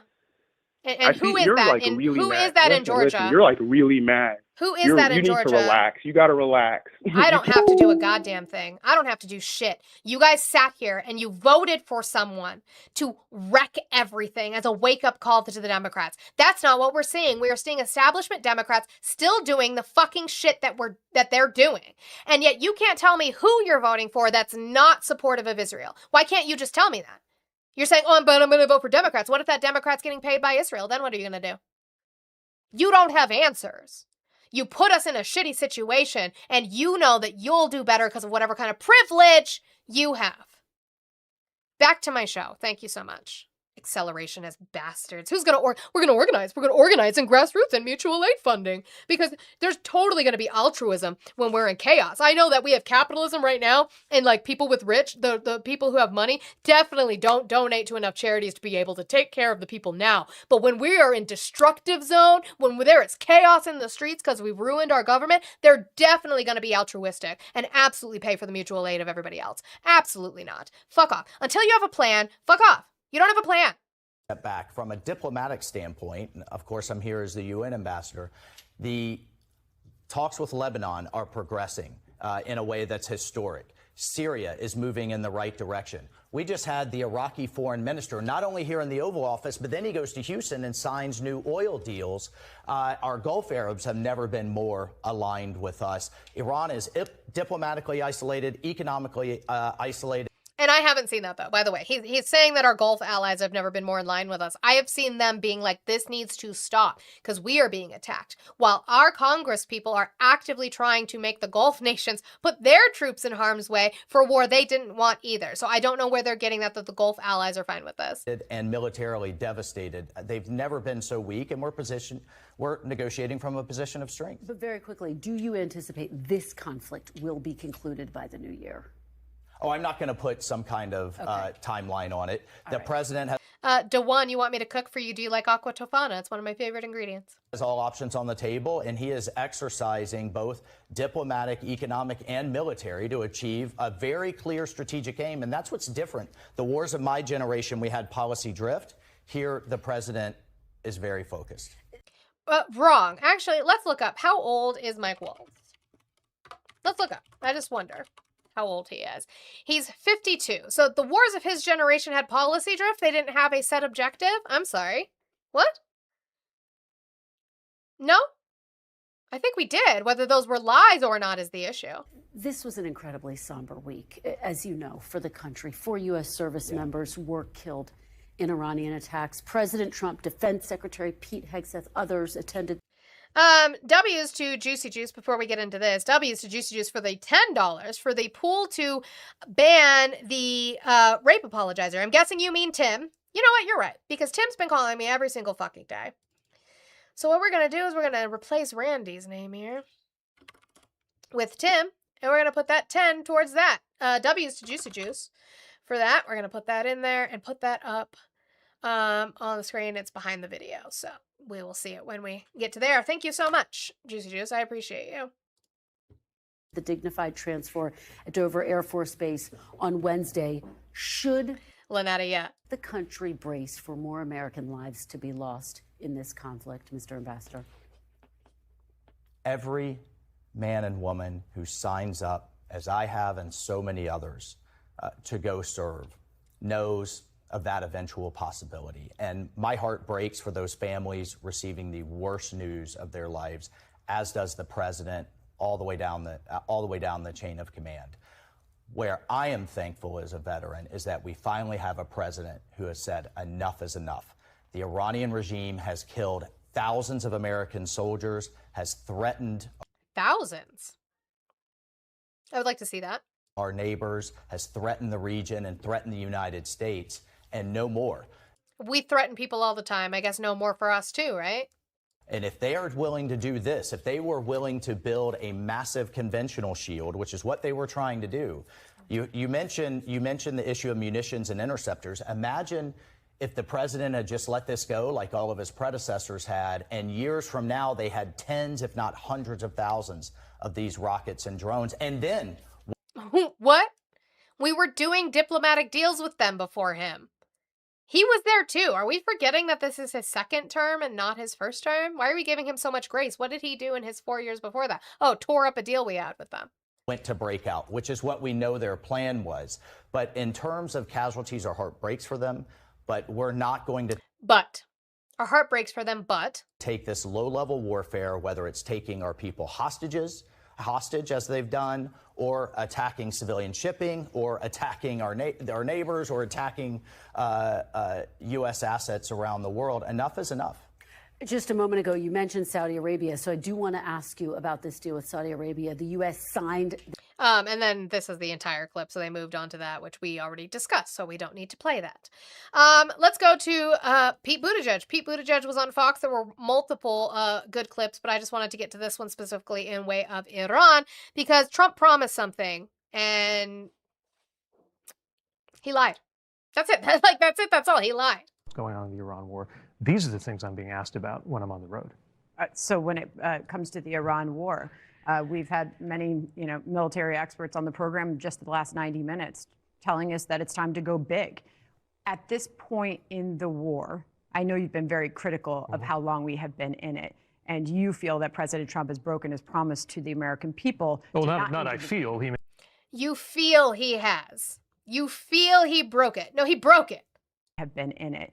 And you feel that President Trump has broken his promise to the American people. Well, to not I engage- feel. He made a specific promise and then he did something else. So at this point, He made a specific promise of no new wars, and he didn't follow through with that. He lied. He broke that promise. That's just a fact. It's just a fact. So then we go back to Senator Kennedy with Margaret Brennan about the war. And even Senator Kennedy, he's been pretty critical on this in way of, he wants to say, yeah, we need to do it, but he wants explanations. He's like, why are we not getting transparency and explanations on this? Where is the info? It got a lot of attention this week. You were pretty Oh, Joe. Joe, you should look at the polls, baby doll. sharp in your questioning there of the Defense Secretary, Pete Hegseth, when he asked for $67 billion in funding for the I'm getting yelled at. W's to Blue, please, for the $10. I may be broke, but debt is worth it to silence an apologist. So that's going into the pool as well. Do not send me stuff if you can't, though. Remember that to in my entire community, that I don't want you to strain yourself for me. Thank you, though. W's to Blue for being one of the men that it's all men. I just had to do that to mess with him because I was on his ass this weekend. I love you, Blue. W's to Blue. So let me update this, and I will update the ban pool as well. That is 20 out of 50 to ban Tim, to get rid of Tim. No more Tim. Iran war. You said, just like our poll shows, you need more information. Did you get an agreement that you will be provided the classified, detailed briefing that you say is necessary? I'm having Joe Schmo, you said I'm going to vote for Trump again. Please do. Go ahead. You have fun with that. breakfast next Wednesday with General Kane. I've seen the poll. It looks about right. I support the president in Iran. We all need to do a better job messaging. I may end up with a sombrero on my head by saying this. Now, that is him referencing Donald Trump's AI truths and racist truths in regards to, like, Hakeem Jeffries. But he's saying he supports the war and that we need to message better, we as in Republicans. How do you change the messaging on this? Because it's not going well. How do you change the messaging? But we all know the president. He exists loudly. He grows anxious when he has an unexpressed thought. He's not always disciplined in his messaging. I'm not saying he should stop talking. He's the president. I'm not. But I would put Rubio and Kane and Radcliffe and Hegseth out there, either in a speech or in a long press conference, to explain what's going on in Iran, why we went in, why we're still there. Now, the Democrats... Why we went in and why we are still there. And he's like, Kennedy is saying it without saying it. He's like, I'm not telling the president not to talk, but I am saying send Rubio, send Hegseth, and you shut the fuck up and you have them tell us why. like he wants him to stop talking. He wants Trump to stop talking. By the way, this has nothing to do with this at all, except SpaceX has hit new lows. Who could have seen that coming in the economy? Me? Anybody else? Yeah, us on the left. We saw it coming. Maybe don't bend your rules to allow them into their IPO. That's probably, maybe don't do that. I listen to Bernie. Bernie wants to just come home. He wants to turn out the lights, make sure the cat's inside, and go to bed. That would be a huge, huge mistake. Oh, why? Because we went and fucked it up now? And so now we can't leave because we fucked it up? Now we're stuck there? Oh, okay. Well, it's interesting because 67% of Americans want the war to end now. And during that questioning, you floated the idea to General Kane, the chairman of the Joint Chiefs, that the U.S. could stop in Iran, end the blockade, and bring troops home. He didn't lay... Well, and Daniel, that's the shit that pisses me off, too, is because them changing the rules fucks everybody else over because nobody else gets a choice. Gets a choice in the fact that they were allowed all this money from these index funds. You guys didn't get a choice in that. Nobody reached out to the people who hold 401ks in S&P and the Dow. Like, nobody did that. It was like, hey, are you guys cool with SpaceX being a part of it? Nobody got that decision. And now it's fucking up everything else for everybody. They got their money, and now they're bleeding again. Out for you the potential consequences. But why did you ask? So, again, I just want to go over this chart real quick. Again, This was July 22nd through the 24th, a YouGov, CBS and YouGov poll. What the conflict with Iran, what should the U.S. do now? End the conflict now in June was 78%, in comparison to now is 67%. Continue the conflict until Iran gives up more. So 22% to 33%. There was never approval for this. This has always been bad. That questioning, you floated the idea to General Kane, that chairman of the Joint Chiefs, that the U.S. could stop in Iran, end the blockade, and bring troops home. He didn't lay out for you the potential consequences. But why did you ask that question? You're not advocating it. Why are you asking it? Because I wanted to know the answer. Look, here's what I think we ought to do. I think we ought to tighten the sanctions on the sale of Iranian oil. I think we ought to continue the blockade and starve them out. It's starving them out, that's starving us out. We do not have the reserves to be able to do this. That's silly. That's insanity. I think we ought to bomb Pickaxe Mountain and try to reach what's underneath it. I don't have enough information to know about continuing the attacks. The president likes the daily attacks. He believes that sometimes you have to kill a few chickens to scare the monkey. Stick to your guns. I've seen you over in the Twitch chat losing your shit and talking with Kilo this whole entire time, and I just would like to question you. What is an independent to you? Because to me, an independent, as one, is a registered party. That's all that it means, right? You have conservatives that are registered independents. You have leftists, such as myself, that are registered independents. That's all that means. Is that I am a registered member of the Independent Party, at least in the state of Colorado. It has nothing to do with my views. That's silly. Try again. That's not. I don't think that's going to work with her. Yeah, I don't know what that means either, Eli. I don't know what that means either. Starve them out. I think we ought to bomb Pickaxe Mountain and try to reach what's underneath it. I don't. We're still doing that, Lie Planet? No. I don't have enough information to know about continuing the attacks. The president likes the daily attacks. He believes that sometimes you have to kill a few chickens to scare the monkeys. I've never heard that before in my life. I don't know what that means. It's a Chinese idiom? Oh, okay. I was like, I've just never heard it before. I don't know what it means. I don't think that's going to work with the Iranian leadership. These people are more than mildly insane. It's like dealing with Son of Sam or Charles Manson. But I don't think we ought to just cut and run. If we can stand the pain of the rising cost of energy. No, I'm not saying he's stupid. I don't like his Foghorn Leghorn voice, new sound. We need to stay the course. Yeah. At least for a few more months. I also don't think we need to send in troops.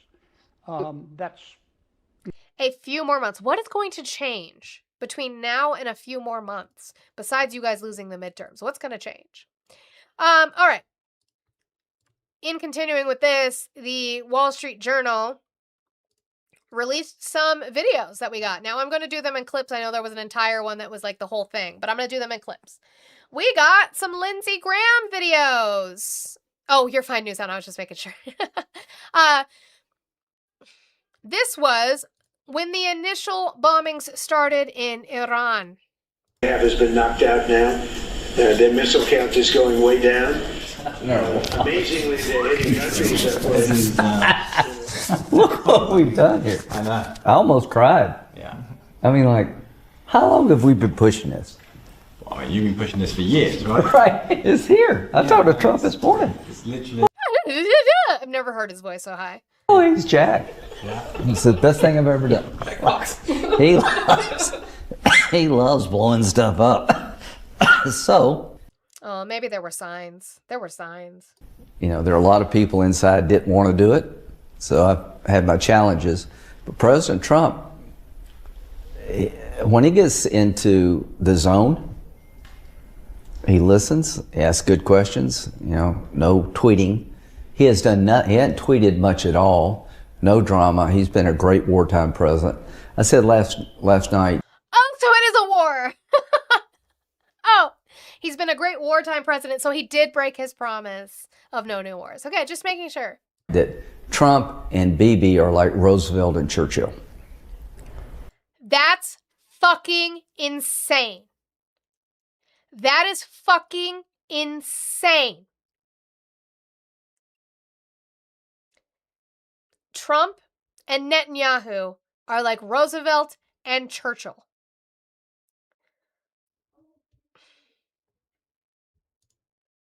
Great wartime president. I said last night that Trump and Bibi are like Roosevelt and Churchill. I mean, they're the right two guys to confront this evil. That's insanity. Okay, cool. Next one. Lindsey Graham on call with Bibi Netanyahu. What was he doing talking to him like that? That's interesting. Do you have it on speaker, Ryan? Yep, we're good. Okay. All right. Connecting you now. Yeah. Hello. Hey, Bibi, Lindsey. I love the caption said baby. It was Bibi. Hey, Lindsey. How are you? I couldn't. I'm just so impressed. Glad to be your friend. I'm glad you are my friend. I'm going to meet with the president this weekend. I'm going down to Doral. I'm going to try to get him to join with y'all in Lebanon to maybe fly some with you. Would you like that? Yeah, I get that. I think you have a point, but I've been thinking about the other side of it for a second. Mm-hmm. We're concentrating right now on Iran.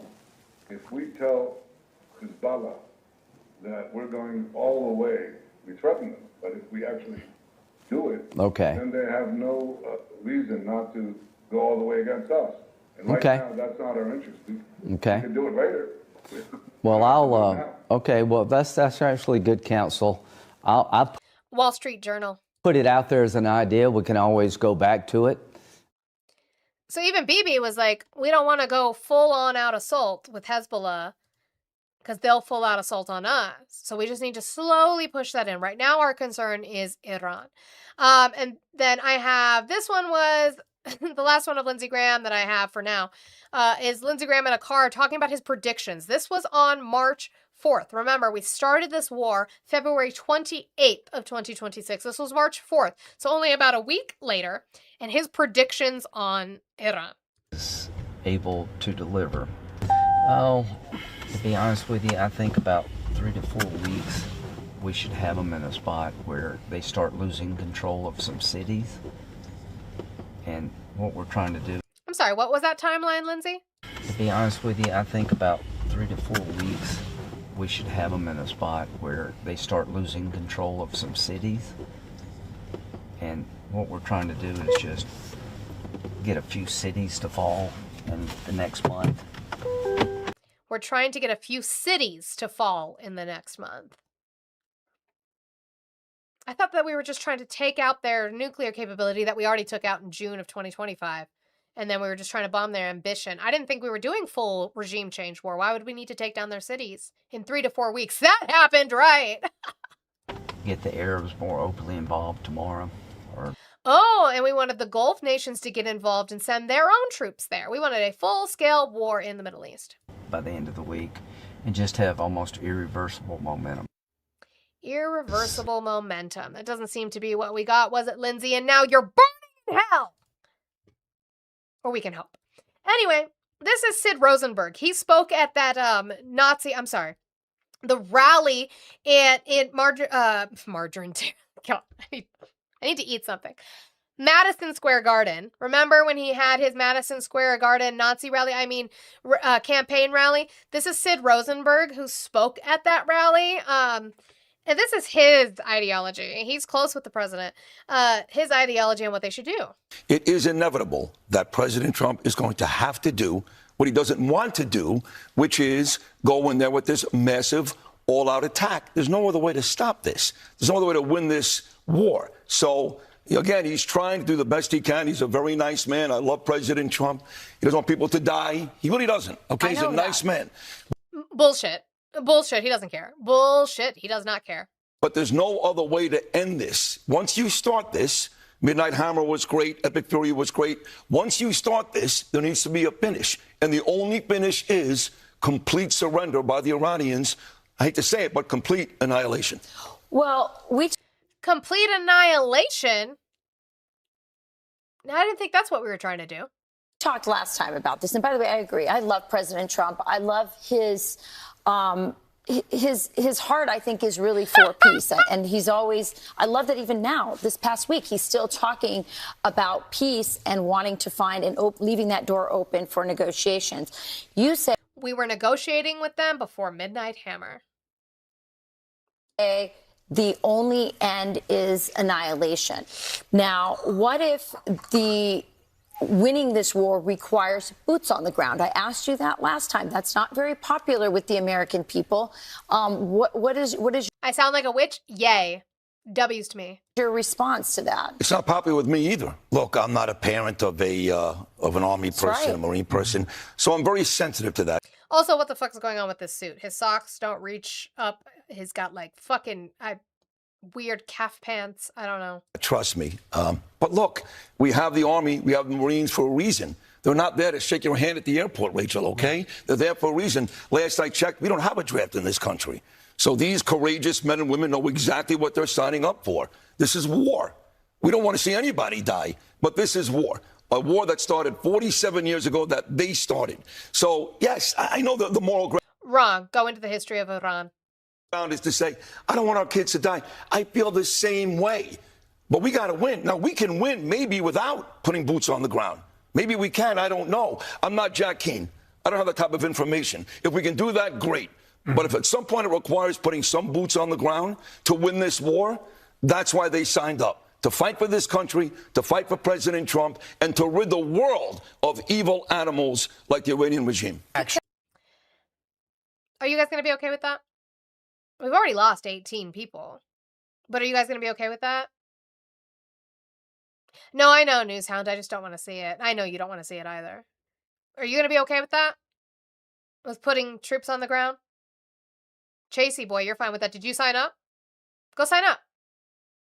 If you're cool with that, go sign up. Can I just ask, what does victory look like to you? Are you serious? You really want just until they're annihilated and there's a regime change? Is that final for you? That's it. I mean, look, I want to get the dust. I want to open the strait. All that's important. But if you leave these animals in power, you are destined. Look, what is the definition of insanity?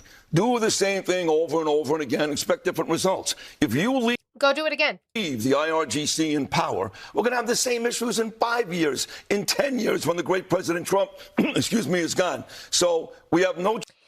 How come we're going to have the same issues if we don't replace the IRGC, which I agree is a problem in way of a regime and how they run their country. But why are we going to have the same problems with the IRGC that we're not going to have with the Saudis? The person in charge of Saudi Arabia was the same person who killed one of our journalists and stuffed him in a suitcase. But that's fine. Choice at this point, but to go in there and yes, regime change. I know it's two dirty words. That's part of winning the war ultimately. Yes. Well, we hope that the words of the people are louder than the words of Sid Rosenberg. So that's the only thing that we can hope for. Okay. I'm going to try to do this because I wanted to. Let's see what I can get to. We'll see. We'll see what I can get to. So, let's talk about this real quick. I think I had it up. Did I have it up already? Yes, I do. Cool. Trump orders warnings placed at inaccurate Smithsonian History Museum. Before we get into that, guys, I never gave you your proper dues over here on TikTok. Thank you guys so much. There were 145,000 likes. Thank you guys for the taps. I appreciate you so much, guys. Make sure we are working on that. I have the little disco tech thing or whatever, gift, DJ spin. That's what it's called. If we could work on that, don't forget my gift gallery. I know it's the start of the week, but the week goes by pretty quickly. So let's make sure we're working on that. And 4767 left in my goal. Let's keep working on that, guys. If you're watching on YouTube, hit that thumbs up button for me. Hi, Jay. What's up? Yeah, I mean,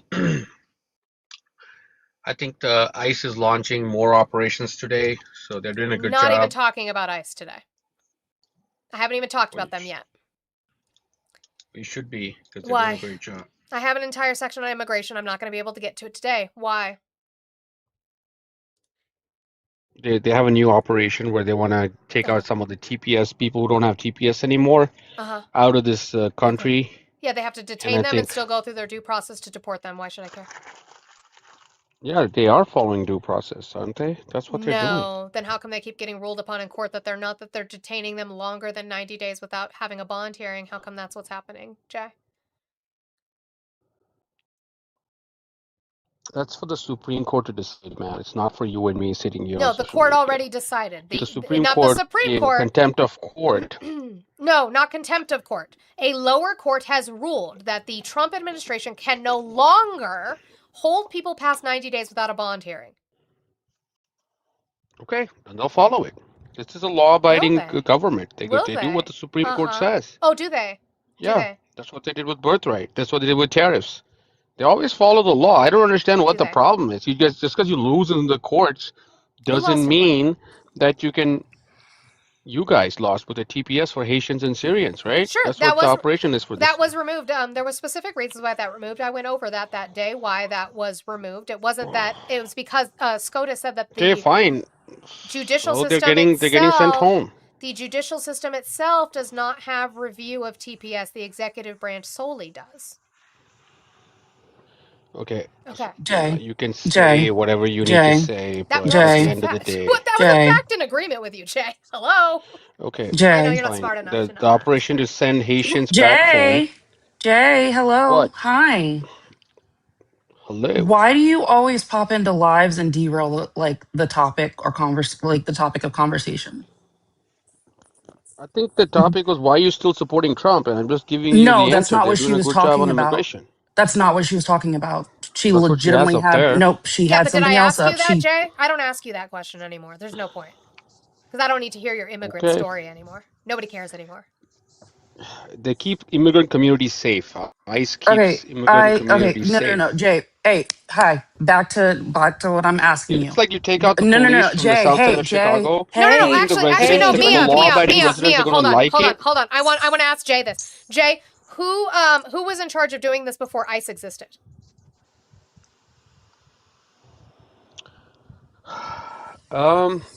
Before ICE, I think Immigration National Relations Services, Yes, INS, INS was back in in the charge day. of doing this. Yeah. So why do we need Yeah, ICE?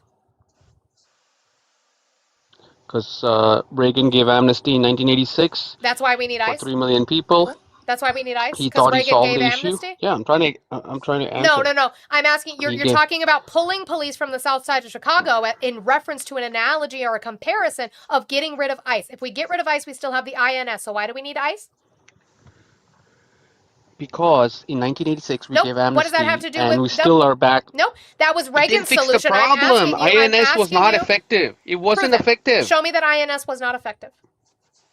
Exactly. That's what I'm trying to say. In No, 1986, prove we it. gave amnesty to 4 million That doesn't illegal prove aliens, INS was not effective. and we That was thought we Reagan's solved decision. the issue. That was not We thought we INS. solved the issue. That was Reagan's decision. So show me where INS Yeah. was ineffective versus what Reagan So chose to do Reagan with an thought executive order. Reagan thought that the INS would be enough to prevent future illegal aliens. Okay. But then he was wrong, because 40 years on, we have 5 times the 20 million now. Can you show compared to me 4 show me million where under Reagan. show me where Reagan said that INS would keep illegal aliens out of our country? He said this. completely? He Find me the he quote. gave a speech where he said that this would solve the issue of illegal immigration. That's what he said. He said that would solve it once, and that's why Find he gave me the amnesty. speech. What was the day? And What was that's the year? why Find 40 me the years speech, Jay. later. Find me the speech, Jay.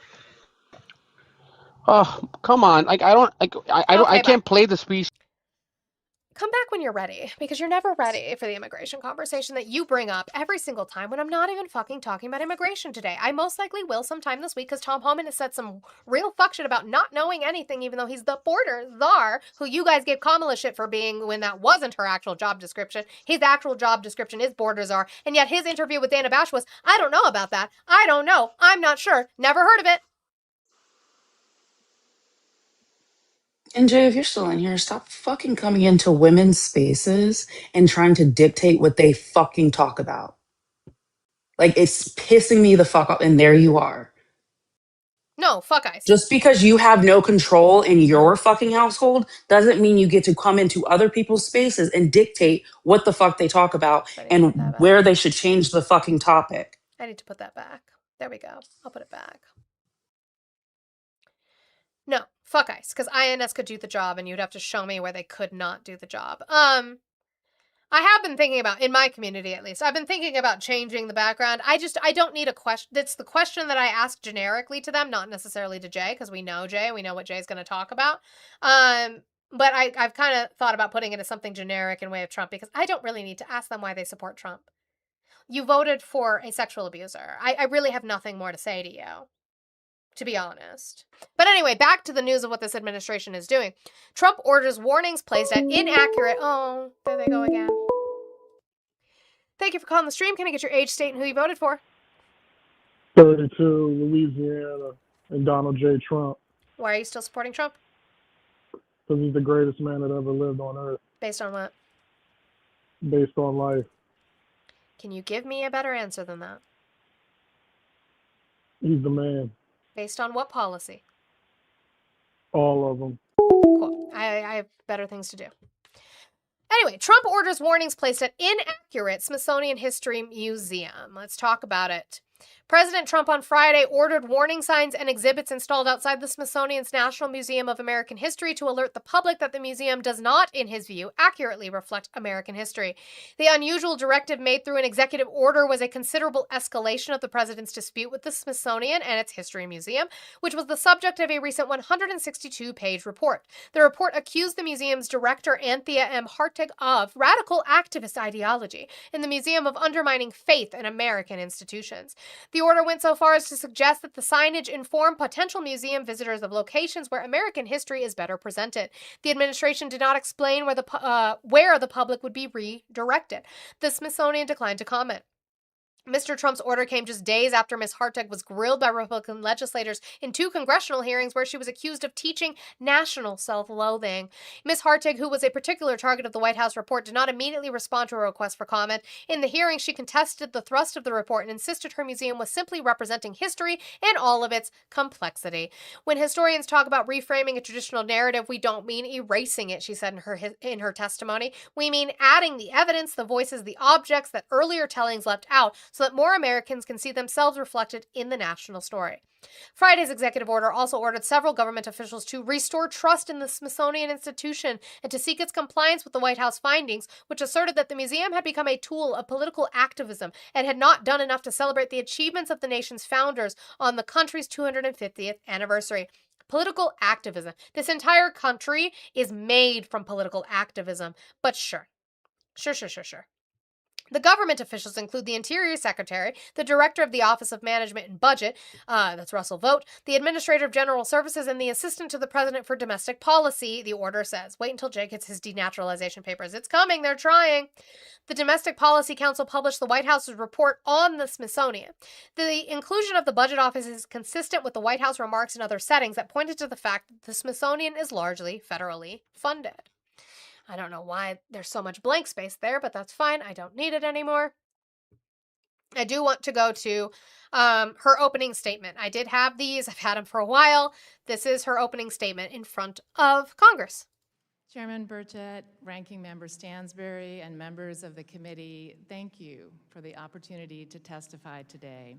I didn't threaten you, Jay. Donald Trump did, stupid. All we are saying is Donald Trump is threatening to denaturalize you, not us. I know this committee has questions about the National Museum of American History, and I welcome the chance to answer them. As an historian, I have spent my career studying, teaching, and preserving the history of the United States. My family has served this nation since the Revolutionary War, and I was raised with a deep sense of obligation to it and the democratic ideals that the country asks each generation to build and to... I know, Beaver, but it's really, like, I agree with you. I agree with you, Beaver. I do. I just don't know how you're going to bumper sticker. And I shouldn't have to, right? I should not have to dumb myself down because they're dumb. I agree with you. They don't understand. And they refuse to understand. I've explained stuff simply to them, and they still don't get it because they don't want to, because they want to pretzel for him. But I understand what you're saying, but I shouldn't have to dumb myself down for them.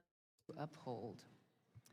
Since 2019, I have been honored to serve as the Elizabeth Macmillan Director of your National Museum of American History, home of the Star-Spangled Banner. It is a true honor to serve alongside my devoted fellow public servants who staff the museum, and I am immensely proud of our work. Congress created the Smithsonian Institution in 1846 with an aspirational mission of diffusion in knowledge. Can you imagine the increase in diffusion of knowledge? It is an independent trust instrumentality outside the executive branch of government and is governed by a board of regents that includes all 3 branches of government and 9 citizen regents appointed by a joint resolution of Congress. The Smithsonian takes the concerns raised in the White House Domestic Policy Council's report seriously, and as we continue to fact-check the report, we unwaveringly attest that it does not fairly or accurately characterize the full body of work at the museum. There is always room for improvement, but I also know the beauty and the inspiration and the expertise that lies in our collections, our exhibits, and our programming. When a family walks through the doors of the museum free of charge, as 2 million people did last year, they find the desk on which Thomas Jefferson drafted the Declaration of Independence, Horatio Greenhour's magnificent statue of George Washington, Abraham Lincoln's top hat from the night he was assassinated, the Greensboro lunch counter, the gowns of the first ladies, and the stories of Americans in uniform. They find the inventions that changed the world and the ordinary Americans who built it. I have watched 10-year-olds with their families stand in front of the Star-Spangled Banner with their hands over their hearts. No one told them to. That is the National Museum of American History at its most powerful. Patriotism.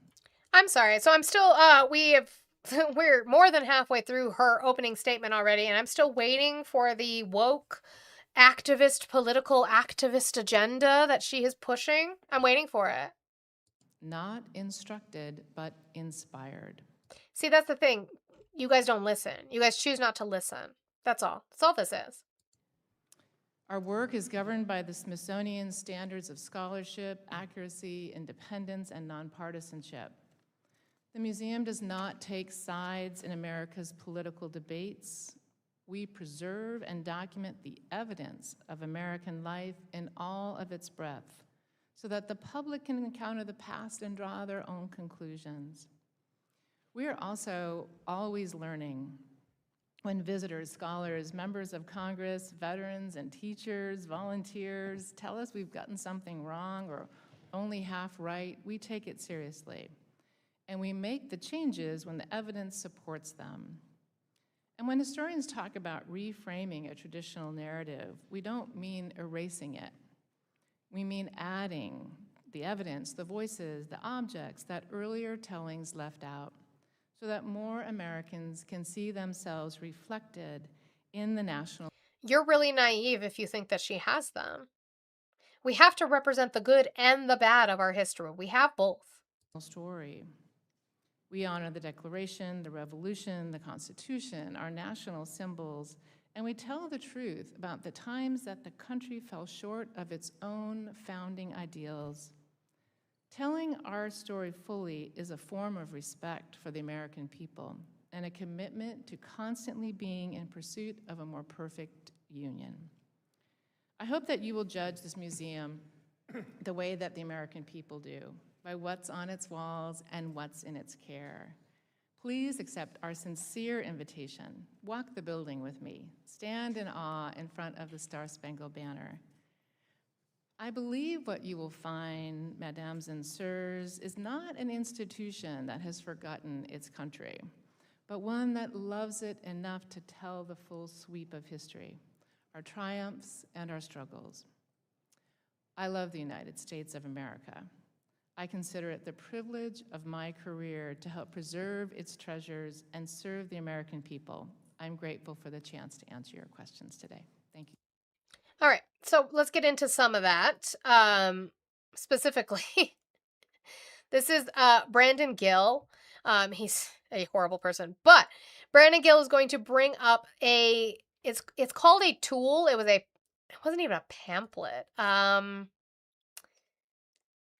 Here, let me bring up the other one so that I have what they called it. Part of their mass action toolkit, apparently, within the Smithsonian. And so he's going to question what was signs of white supremacy, but he's going to cherry pick specific words that don't have to do with the rest of it. And so we'll get into the document he's talking about. And you tell me if he's being good faith or not.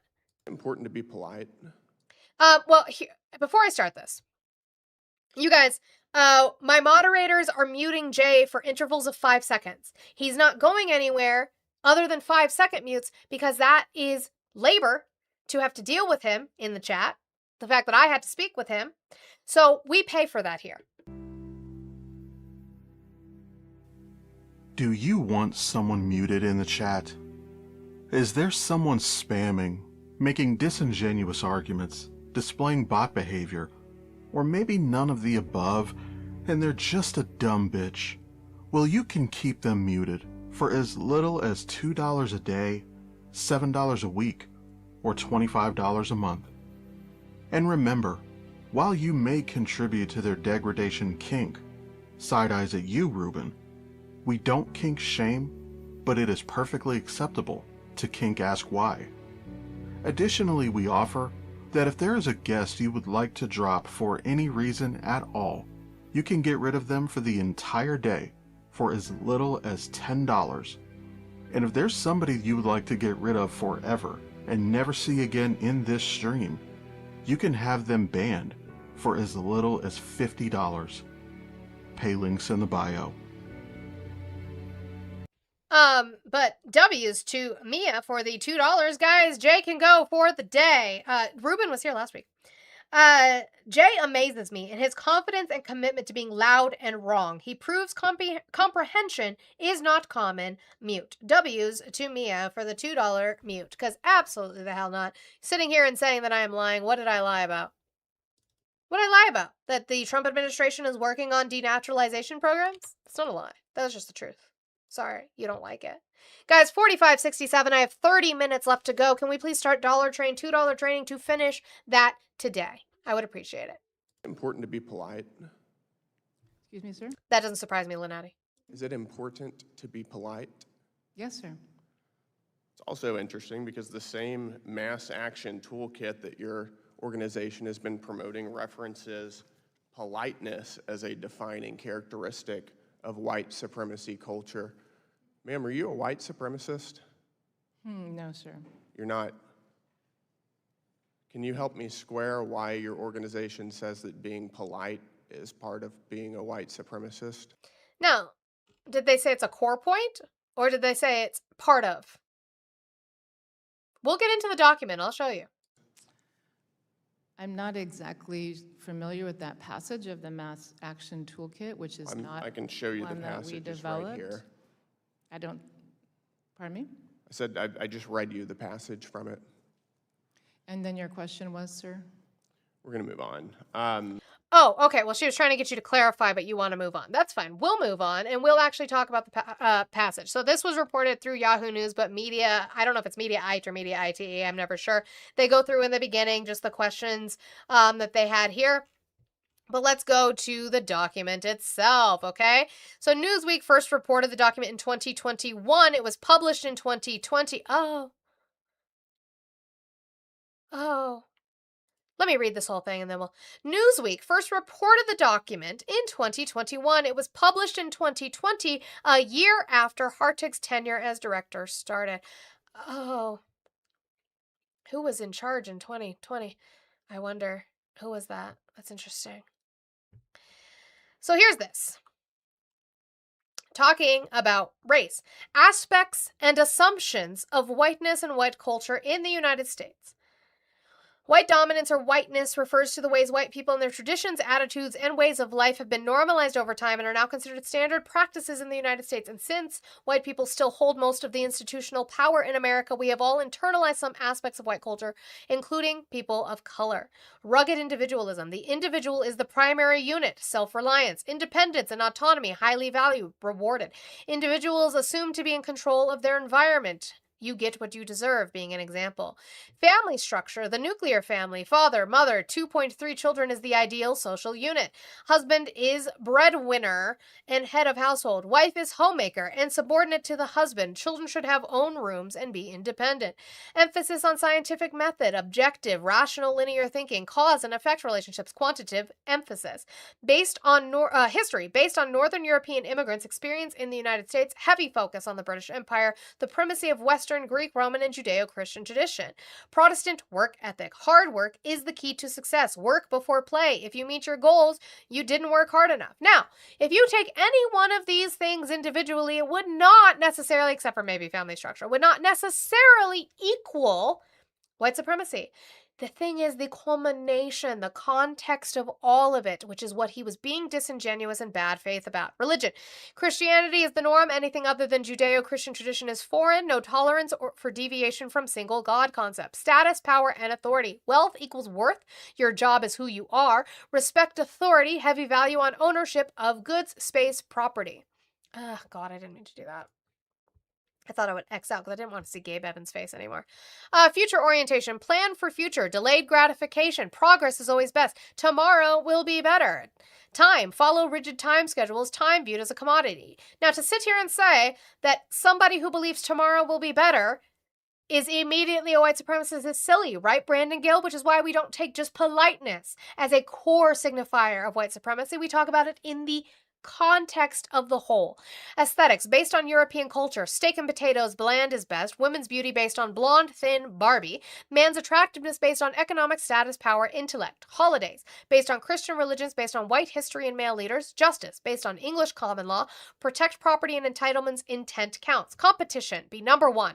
Win at all costs. Winner, loser dichotomy. Action orientation, master and controlled nature, must always do something about a situation. Aggressiveness and extroversion. Decision making, majority rules. I'm not going to read that because TikTok's not going to like that, but you can see it right there. Communication, the King's English rules, written tradition, avoid conflict and intimacy, don't show emotion, don't discuss personal life, be polite. Oh, so what Brandon Gill did is he took one bullet point under a section, the last one in a section, and said that equals white supremacy and not everything else. But who's bad faith? Who's bad faith? Just wondering. And then here's Tim Burchett. Tim Burchett said that what we're doing is we are celebrating oppressors oppressed. So we rose up, and this is celebrating oppression, which is not what it is. We're just being honest. Good morning. We're here to find out about how a once proud American institution fell victim to ideological capture and how to rescue it. The Smithsonian Institution's National Museum of American History was opened in 1964 to instill in Americans and foreign visitors alike an appreciation of this nation's distinctive heritage and to celebrate its singular story as a beacon of freedom and opportunity. But the museum has strayed, I believe, from the original purpose for which it exists and receives federal taxpayer support. I feel like it's become infected by a woke ideology that's seeped into public displays, educational materials, and planning documents. The American story. What's the woke ideology that seeped into the history of our nation? American story is the birth and growth of a great nation founded on powerful ideals on which we aim to fully achieve. But in the museum's current telling, history is just an ongoing power struggle between oppressors and the oppressed. Only the oppressed are celebrated, especially illegal immigrants. The museum promotes. What? I'm sorry. Do we not have an entire Washington monument? Do we not have an entire Lincoln Memorial? Have we not just celebrated our 250th? Only the oppressed. That is a great. Yep. I'm going to play it again. I'm going to play it again. It's the birth and growth of a great nation founded on powerful ideals on which we aim to fully achieve. But in the museum's current telling, history is just an ongoing power struggle between oppressors and the oppressed. Only the oppressed are celebrated. Does that mean that the Founding Fathers were the oppressors? Did he just admit to that? I think he just conceded that the Founding Fathers were the oppressors, although they built this nation on ideologies that we want to see, on a promise of a nation that we sit here and fight for every single day that you guys don't, because we fight for every single man, right? That's the difference. We hold these truths to be self-evident that all men are created equal.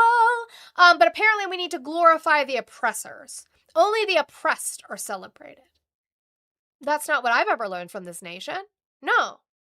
We just need to celebrate and be honest about all of it. Especially illegal immigrants. The museum promotes educational curricula that recommends teachers to avoid using the terms illegal alien. Because it's incorrect and it's dehumanizing. Use undocumented immigrant, that's totally fine. What's so wrong with that? Oh no, my pearls. And illegal immigrant, while instructing them how to use the terms gender fluidity and gender nonconforming. Oh no, things outside of my purview that I don't understand, and so I have to be angry about. How does this hurt you? I do appreciate your constant land acknowledgments that were in the film. I'm wondering, have you ever planned on deeding any of your personal property or property of the Smithsonian to any of these tribes? I don't believe that's pertinent to That's not what anybody means. You guys don't understand what that means. the conversation, sir. Well, I mean, you say that every time you open your meetings, apparently, and I was just curious. She says what? She says what? That we have to be honest about what we did to the indigenous? The indigenous were not protected by the Constitution of this nation. They are both a part of this nation and not, all at the same time, per our own Constitution. But sure. All right, I'm going to move on to I'm going to try to run through this as quick as I can with the economy and this waste, fraud, and abuse portion because I really want to get through this before we end today. So if I go a little over, I do. It'll give you guys time to get me to 200,000 likes and hopefully to complete out my goal, guys. 4567 left in my goal. What are we doing? If you're watching on YouTube and you haven't hit that thumbs up button, also, what are you doing? Let's make sure that we are supporting the creators that you want to support. I'm not going to do it. I'm speaking to the ether. Men. All right. So back to Foghorn Leghorn. Let's go back to Senator Kennedy in regards to now you guys for 4 years, and even then it wasn't even 4 years. It would have been from late 2021 into 2022 onwards. Complained about prices. I know because I spent a majority of that time on Doug's panel where you guys complained about it. Rightly so. Prices were an issue. I'm with you. It was hard. It was tough. Now you guys are pretzeling and Congress is teaching you to complain. They're teaching you to pretzel. They're teaching you to glaze for the fact that, like, we'll just deal with it. Just deal with it for a little while longer. So apparently we're just dealing with these prices. Under Biden, we complained about these prices. Under Trump, we just have to suck it up. Look, here's what I think we ought to do. I think we ought to tighten the sanctions on the sale of Iranian oil. I think we ought to continue the blockade and starve them out. I think we ought to bomb Pickaxe Mountain and try to reach what's underneath it. So this is going to continue where we left off. I don't know about the attacks. The president likes the daily attacks. He believes that sometimes you have to kill a few chickens to scare the monkeys. That's not. I don't think that's going to work with the Iranian leadership. These people are more than mildly. Which I want to explain that real quick. Thank you, Blue, by the way, for getting this. It's a old Chinese idiom. According to an old folktale, a street entertainer earned a lot of money with his dancing monkey. One day, when the monkey refused to dance, the entertainer killed a live chicken in front of the monkey, and then the monkey resumed dancing. It's a threat. It's a threat, is what it was. Insane. It's like dealing with Son of Sam or Charles Manson. But I don't think we ought to just cut and run. If we can stand the pain of the rising cost of energy, we need to stay the course. Yeah. If we can stand the pain of the rising cost of energy, we need to stay the course. But we couldn't do that under Biden, even though it was getting better. But under Trump, you better put up with it and stop complaining.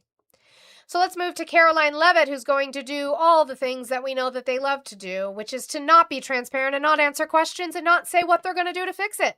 They all got me up to speed pretty quickly, and now we're back out at the podium. Well, speaking of the midterms, we know the tradition.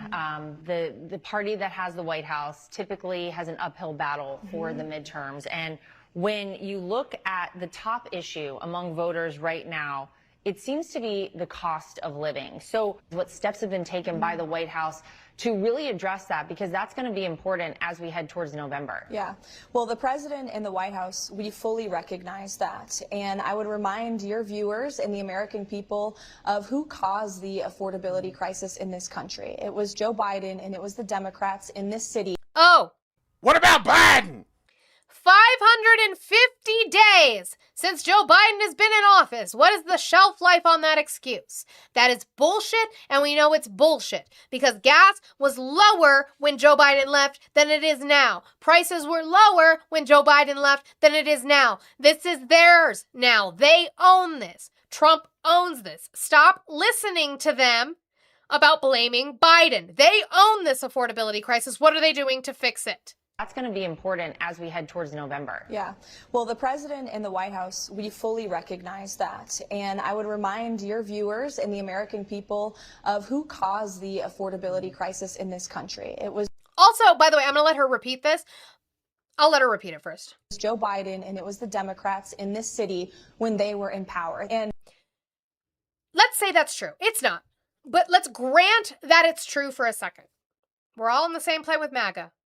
Joe Biden did this.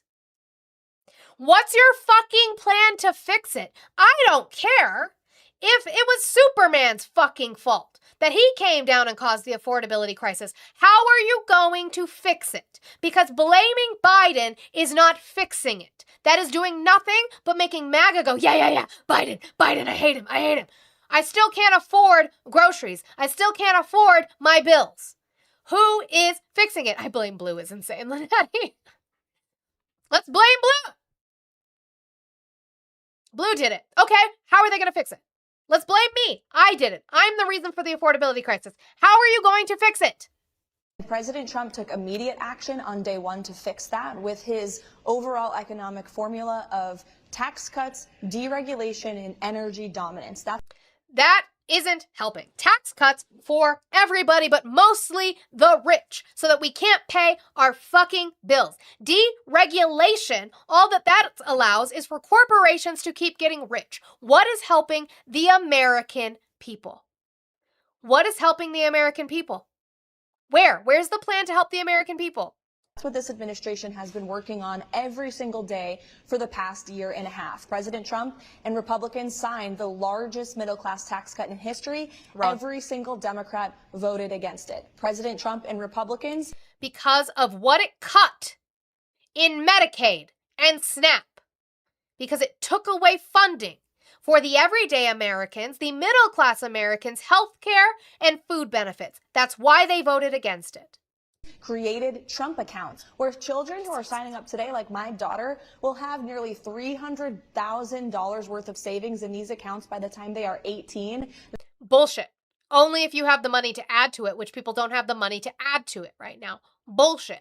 That is giving our children the American dream on a silver platter in the touch of an app, and Democrats are opposed to that. How could you be? Because that's not what actually is happening, and it's not going to be beneficial. What about my kids? They weren't born in the years for the Trump accounts. What about my kids? My kids are just fucked. Okay. You know, you look at the price Yeah, also let's point out that she recognized that things are not affordable. She's giving us no solutions for it, though. Transparency the president is doing in the healthcare space, trying to bring down interest rates, mortgage rates, all of these things that he is.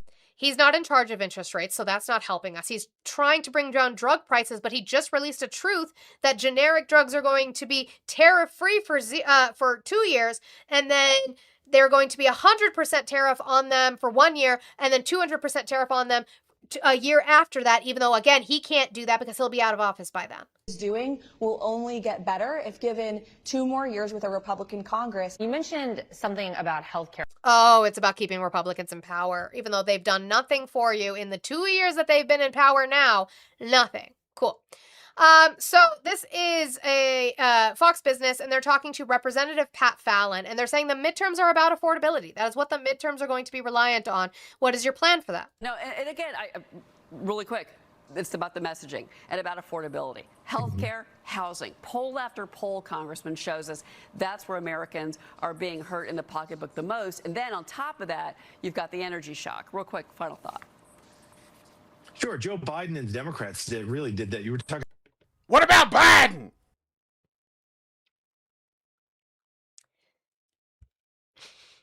It's going to be January 19th of 2029, and they're still going to be doing this because they have nothing. Republicans, they have nothing for you. They have nothing for you. How about you want it again? What about Biden? They have nothing for you. Nothing beneficial for you. Everything just to say, well, it was their fault. About affordability, that takes a couple of years to really kick in, and they spent trillions of dollars, really wasted trillions of dollars that caused massive inflation. Remember Where? Show me where. Because the inflation was down before Trump entered office. Inflation was at 9% under Joe Biden, so Every damn day. Every damn day. Every damn day I have to do this. Every damn day we have to do this. Oh, no, not that one. That's not the one I want. Where's my calculator one? There we go. Same chart, but I like this one better. Every goddamn day. Here we go. 9%. 2022. That button's going to be worn out, Eli, by the end of this term. 9%. Yeah, in June of 2022. What was it when he left? Do we want to count January? Because half of it was Biden, half of it was Trump. So we don't have to count January. Let's count December then. 2.9. It was 2.9 when Biden left office. 2.9. It is 3.5 now. How are you going to sit here and say 9.1 in June and then 2 years later, 2.9, and you're going to be disingenuous about that? Stop letting them fucking do this to you. Stop it.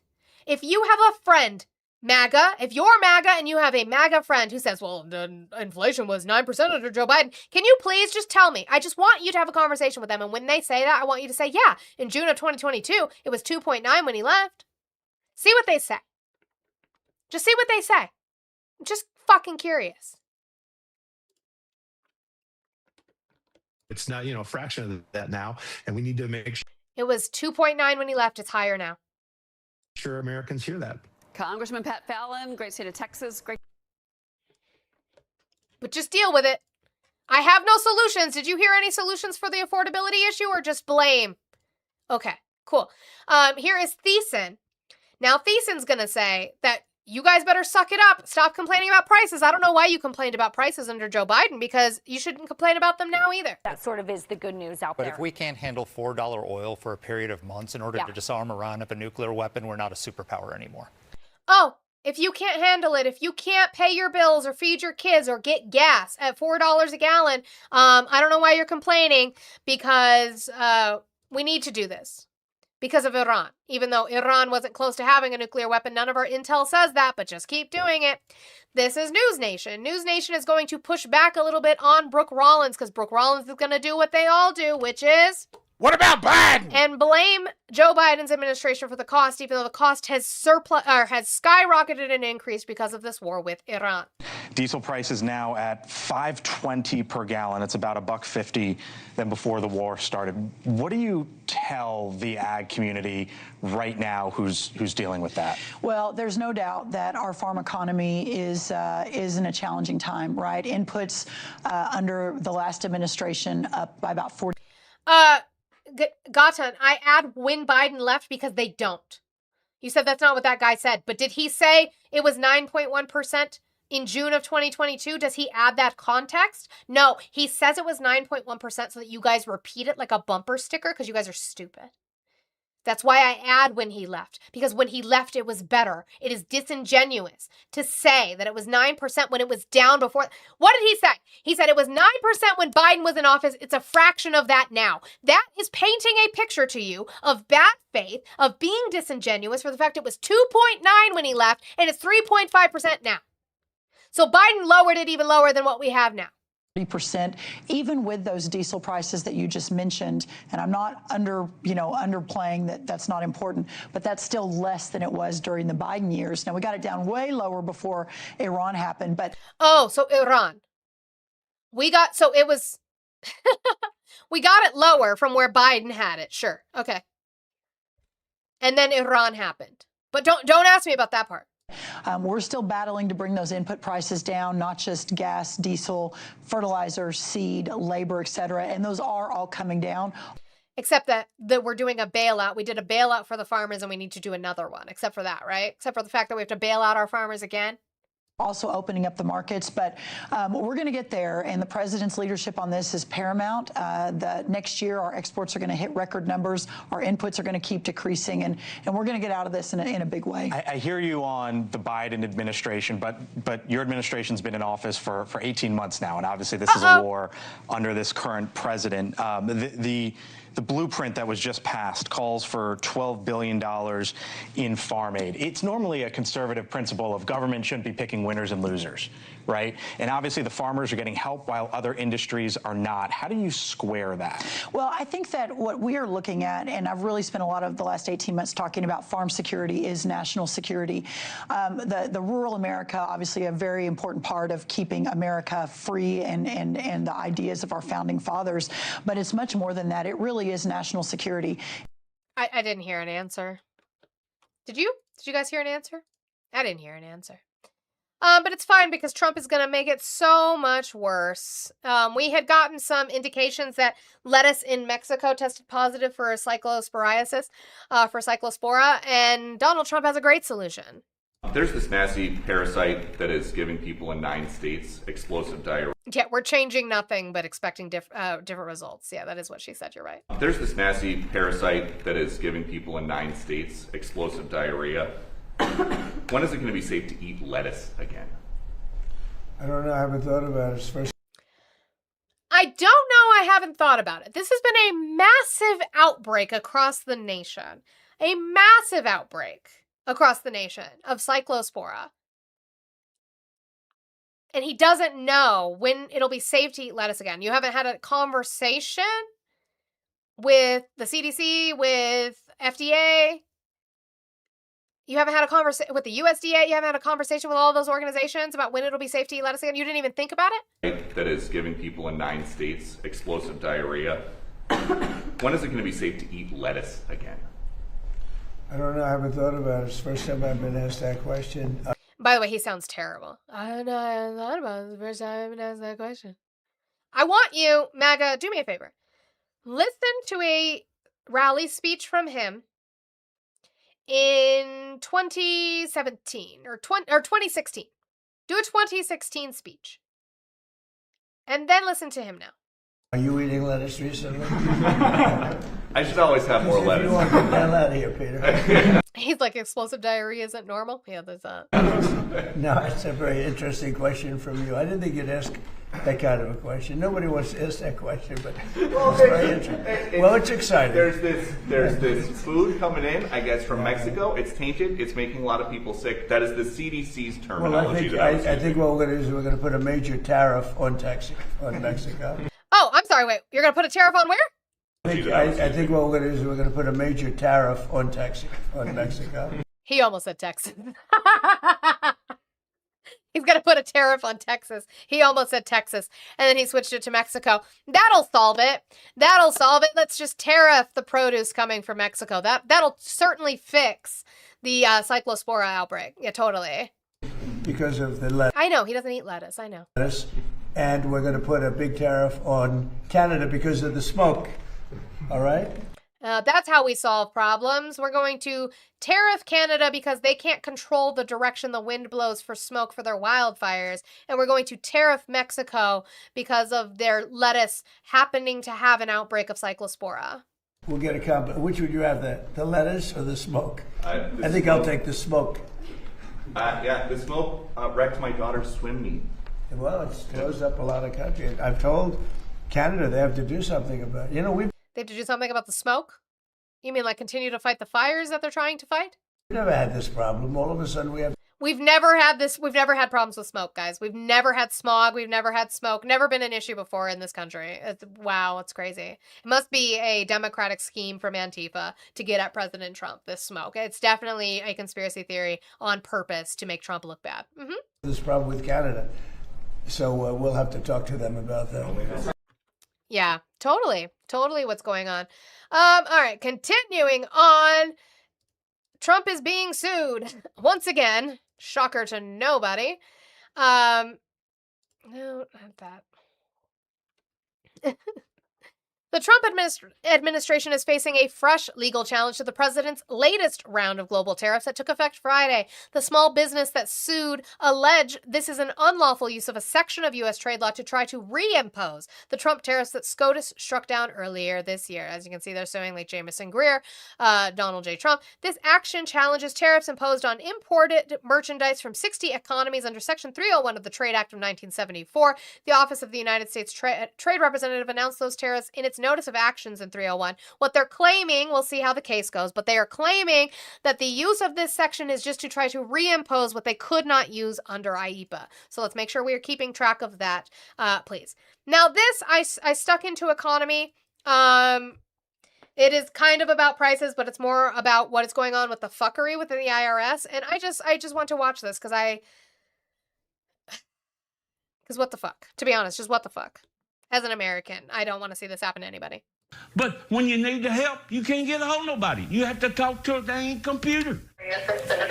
Well, they called me right before I went on television this last time and said it was settled from Marshall Blackburn's office. This notice, sent in early July, demands he pay thousands of dollars in interest on that money he says he never spent, or risk having his property seized. I wish you'd get it straightened out and get one person to work on it instead of sending me letters all over the United States. I've cried, I've preached, I've asked people to pray for me. The 76-year-old says he's done everything he can to make it right, including meeting with the IRS Taxpayer Advocate Service in downtown Nashville, an effort he says got him nowhere. I said, what are you doing? He said, oh, I'm paying my parking bill on my telephone. I said, oh my God. I said, I got a little old flip phone. I don't know how to do that. It's simple what he wants, for the IRS to stop coming after him. That little one? Yeah. He gets caught in the fence. He sticks his horns in there and can't get out. More than anything, Kirby just wants this to be over. That it was all over and done with. Praise the Lord. Amen. Because I've cried. I'm about to cry now. I don't know what I'm going to do. I have connected Mr. Kirby with a Nashville. So what happened is that the IRS sent him money, a shit ton of money. And he called them and he said, you guys weren't supposed to send this to me. I would like to give it back. And he cannot seem to get a hold of anybody to give it back. He has not spent any of it. It's just been sitting there because he's been trying to give it back to them. And the IRS is now charging him interest to pay in tax on top of this money that he wasn't supposed to have that he's been trying to give back to them. Is that how we treat our American people? Tax attorney who deals with IRS disputes. They are planning to talk on the phone on Friday to see what other options may still be available to him. I'm Hannah McDonald, News Channel 5. Now, I hope they can get that resolved. I just wanted to throw that in there, the effect on everyday people of the incompetency that is happening under this administration. All right, last thing I want to get into, and then we will get out of here, was this. The Trump administration admits grants for clean energy were canceled based on politics.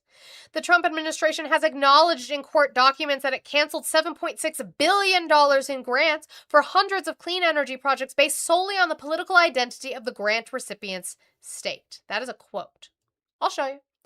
In this case, 16 states that voted for Democrat Kamala Harris in the 2024 presidential election. The statement contradicts repeated assertions by Energy Secretary Chris Wright and other officials that the projects were canceled because they did not adequately advance the nation's energy needs or had other problems that made them poor investment of taxpayer dollars. Democrats and environmental groups seized on the court filing Friday, saying the administration had weaponized the federal government to kill good jobs and punish working families because of their political views. Democrats say what was obvious has now been acknowledged. Quote, this administration has now admitted in court what has long been obvious. It terminated nearly 300 cost-cutting energy projects for no reason other than the fact that the states that they were in did not vote for the president in the 2024 election, said Representative Marcy Kaptur of Ohio and Senator Patty Murray of Washington State. Both are high-ranking Democrats on the House and Senate Appropriations Committee, respectively. Okay? They're on committees for spending. Quote, weaponizing the federal government like this is an outright un-American, and its hardworking families already struggling with sky-high costs who are suffering the consequences of this corrupt abuse of power. They called on congressional Republicans to join them in holding the Trump administration accountable for the president's failure to look out for all Americans. The Energy Department announced last October that 321 funding awards across 223 projects were terminated, saying that after review, they, quote, did not adequately advance the nation's energy needs or were not economically viable. The cuts, part of broader attacks from President Donald Trump on climate programs and clean energy funding, slashed federal support for projects to build battery plants, develop hydrogen technology, upgrade the electric grid, and capture carbon dioxide emissions. Russell Vought, the White House budget director, highlighted the cutbacks in a social media post saying money, quote, to fuel the left's climate agenda is being canceled. The Energy Department did not immediately respond to a request for comment. Projects that were cut were located in California, Colorado, Connecticut, Delaware, Hawaii, Illinois, Maryland, Massachusetts, Minnesota, New Hampshire, New Jersey, New Mexico, New York, Oregon, Vermont, and Washington State. Nifty nifty United States. All 16 targeted states supported Harris, but Wright said the cuts were business decisions based on whether the projects were a good use of taxpayer money or not. The cuts were immediately challenged in court, and more than 24 Democratic members of Congress, led by California Senators Adam Schiff and Alex Padilla and Representative Zoe Lofgren, wrote a letter to the Energy Department's acting inspector general requesting a formal investigation. The department's internal watchdog launched an investigation in December. Government lawyers had previously confirmed in a court filing late last year that the selection of grants, in fact, was influenced by whether a grantee's address was located in a state that tends to elect Democratic candidates in state and national elections, so-called blue states. The filing came in a separate suit filed by clean energy groups and the city of St. Paul, Minnesota, over the canceled funding. The most recent admission came in a case called Tucker v. Trump that's been ongoing since last spring. Federal lawyers acknowledged that they used keywords related to diversity, gender, vaccine hesitancy, and COVID-19 to screen for projects that ran afoul of the Trump administration's priorities. And by saying that they acknowledge they use keywords, they used ChatGPT. We saw that with the Doge cuts, specifically. Remember those Doge kids that were like, yeah, no, we use ChatGPT, and whatever came up is woke. Holly Bender, a chief program officer for the Sierra Club, said the latest court filing shows the Trump administration is brazenly admitting to a vindictive approach to canceling much-needed energy infrastructure that ignores the job losses, air pollution, and increasing bills that people are experiencing everywhere. Instead of building the energy projects we desperately need, billions of American taxpayer dollars are going to line the pockets of a small handful of fossil fuel company CEOs, Bender said, citing nearly $3 billion pledged by the Trump administration to cancel offshore wind projects in favor of fossil fuel projects such as natural gas and coal. So let's look at that before we end today. Okay, this is 34 pages of documents. This is the one that they're talking about specifically. But what you can do is do the quote that they cited earlier, based solely. Point 9. Department of Energy accepts that the inclusion of grants in the October notice tranche, which is what they used to get rid of, right? The ones that they canceled, included in the October notice tranche, was based solely on the political identity of the grant recipient's state, i.e., whether the recipient's location and or place of performance was in a blue state or a non-blue state. Department of Energy will not contend that it looked beyond the prime grantees to consider the political identity or geographical distribution of downstream beneficiaries of the grant funds. They admitted that they canceled these grants solely based on the fact that they were Democratic states. That's it, that's all.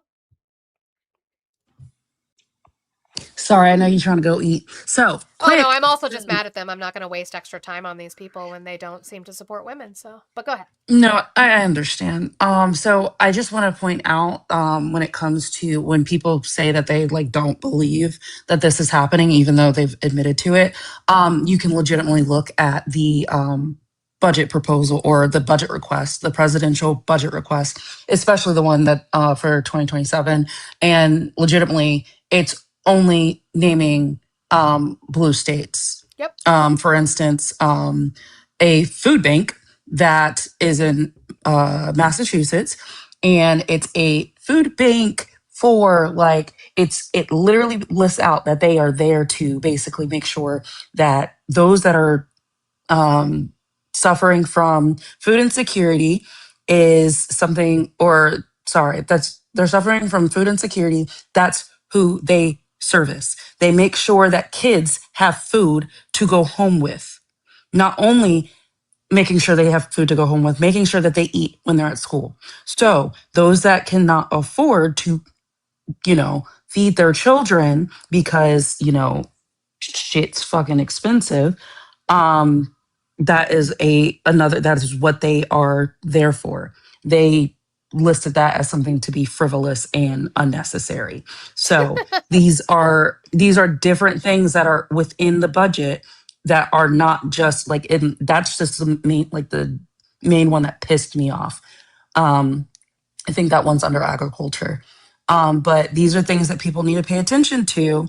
If you think it's not going to affect you, it's coming for you. Unless you are a billionaire, or I would say 100 millionaire, it's going to affect you. Because they're literally coming for anyone just because of their social disadvantages. Adam, no, we weren't talking about fraud. If you would listen and pay attention, we were talking specifically about the budget proposal. Mia was very specific about the budget proposal for 2027 and what they are trying to cut and why they are cutting it purposefully for blue states. Blue states. We were very, very specific on that. Also, the critical, you said the stupid COVID lockdowns from the Democrats. When did we locked down from COVID? Just a question on history, since we seem to have forgotten when lockdown was, which was done by individual states, but it was under the Trump administration. Okay, glad we could get that clear. That was under Trump. 2020 was Trump. Glad we could get that clear. But Monty, they live and died in 2022. Therefore, everything bad that happened was in 2022. True.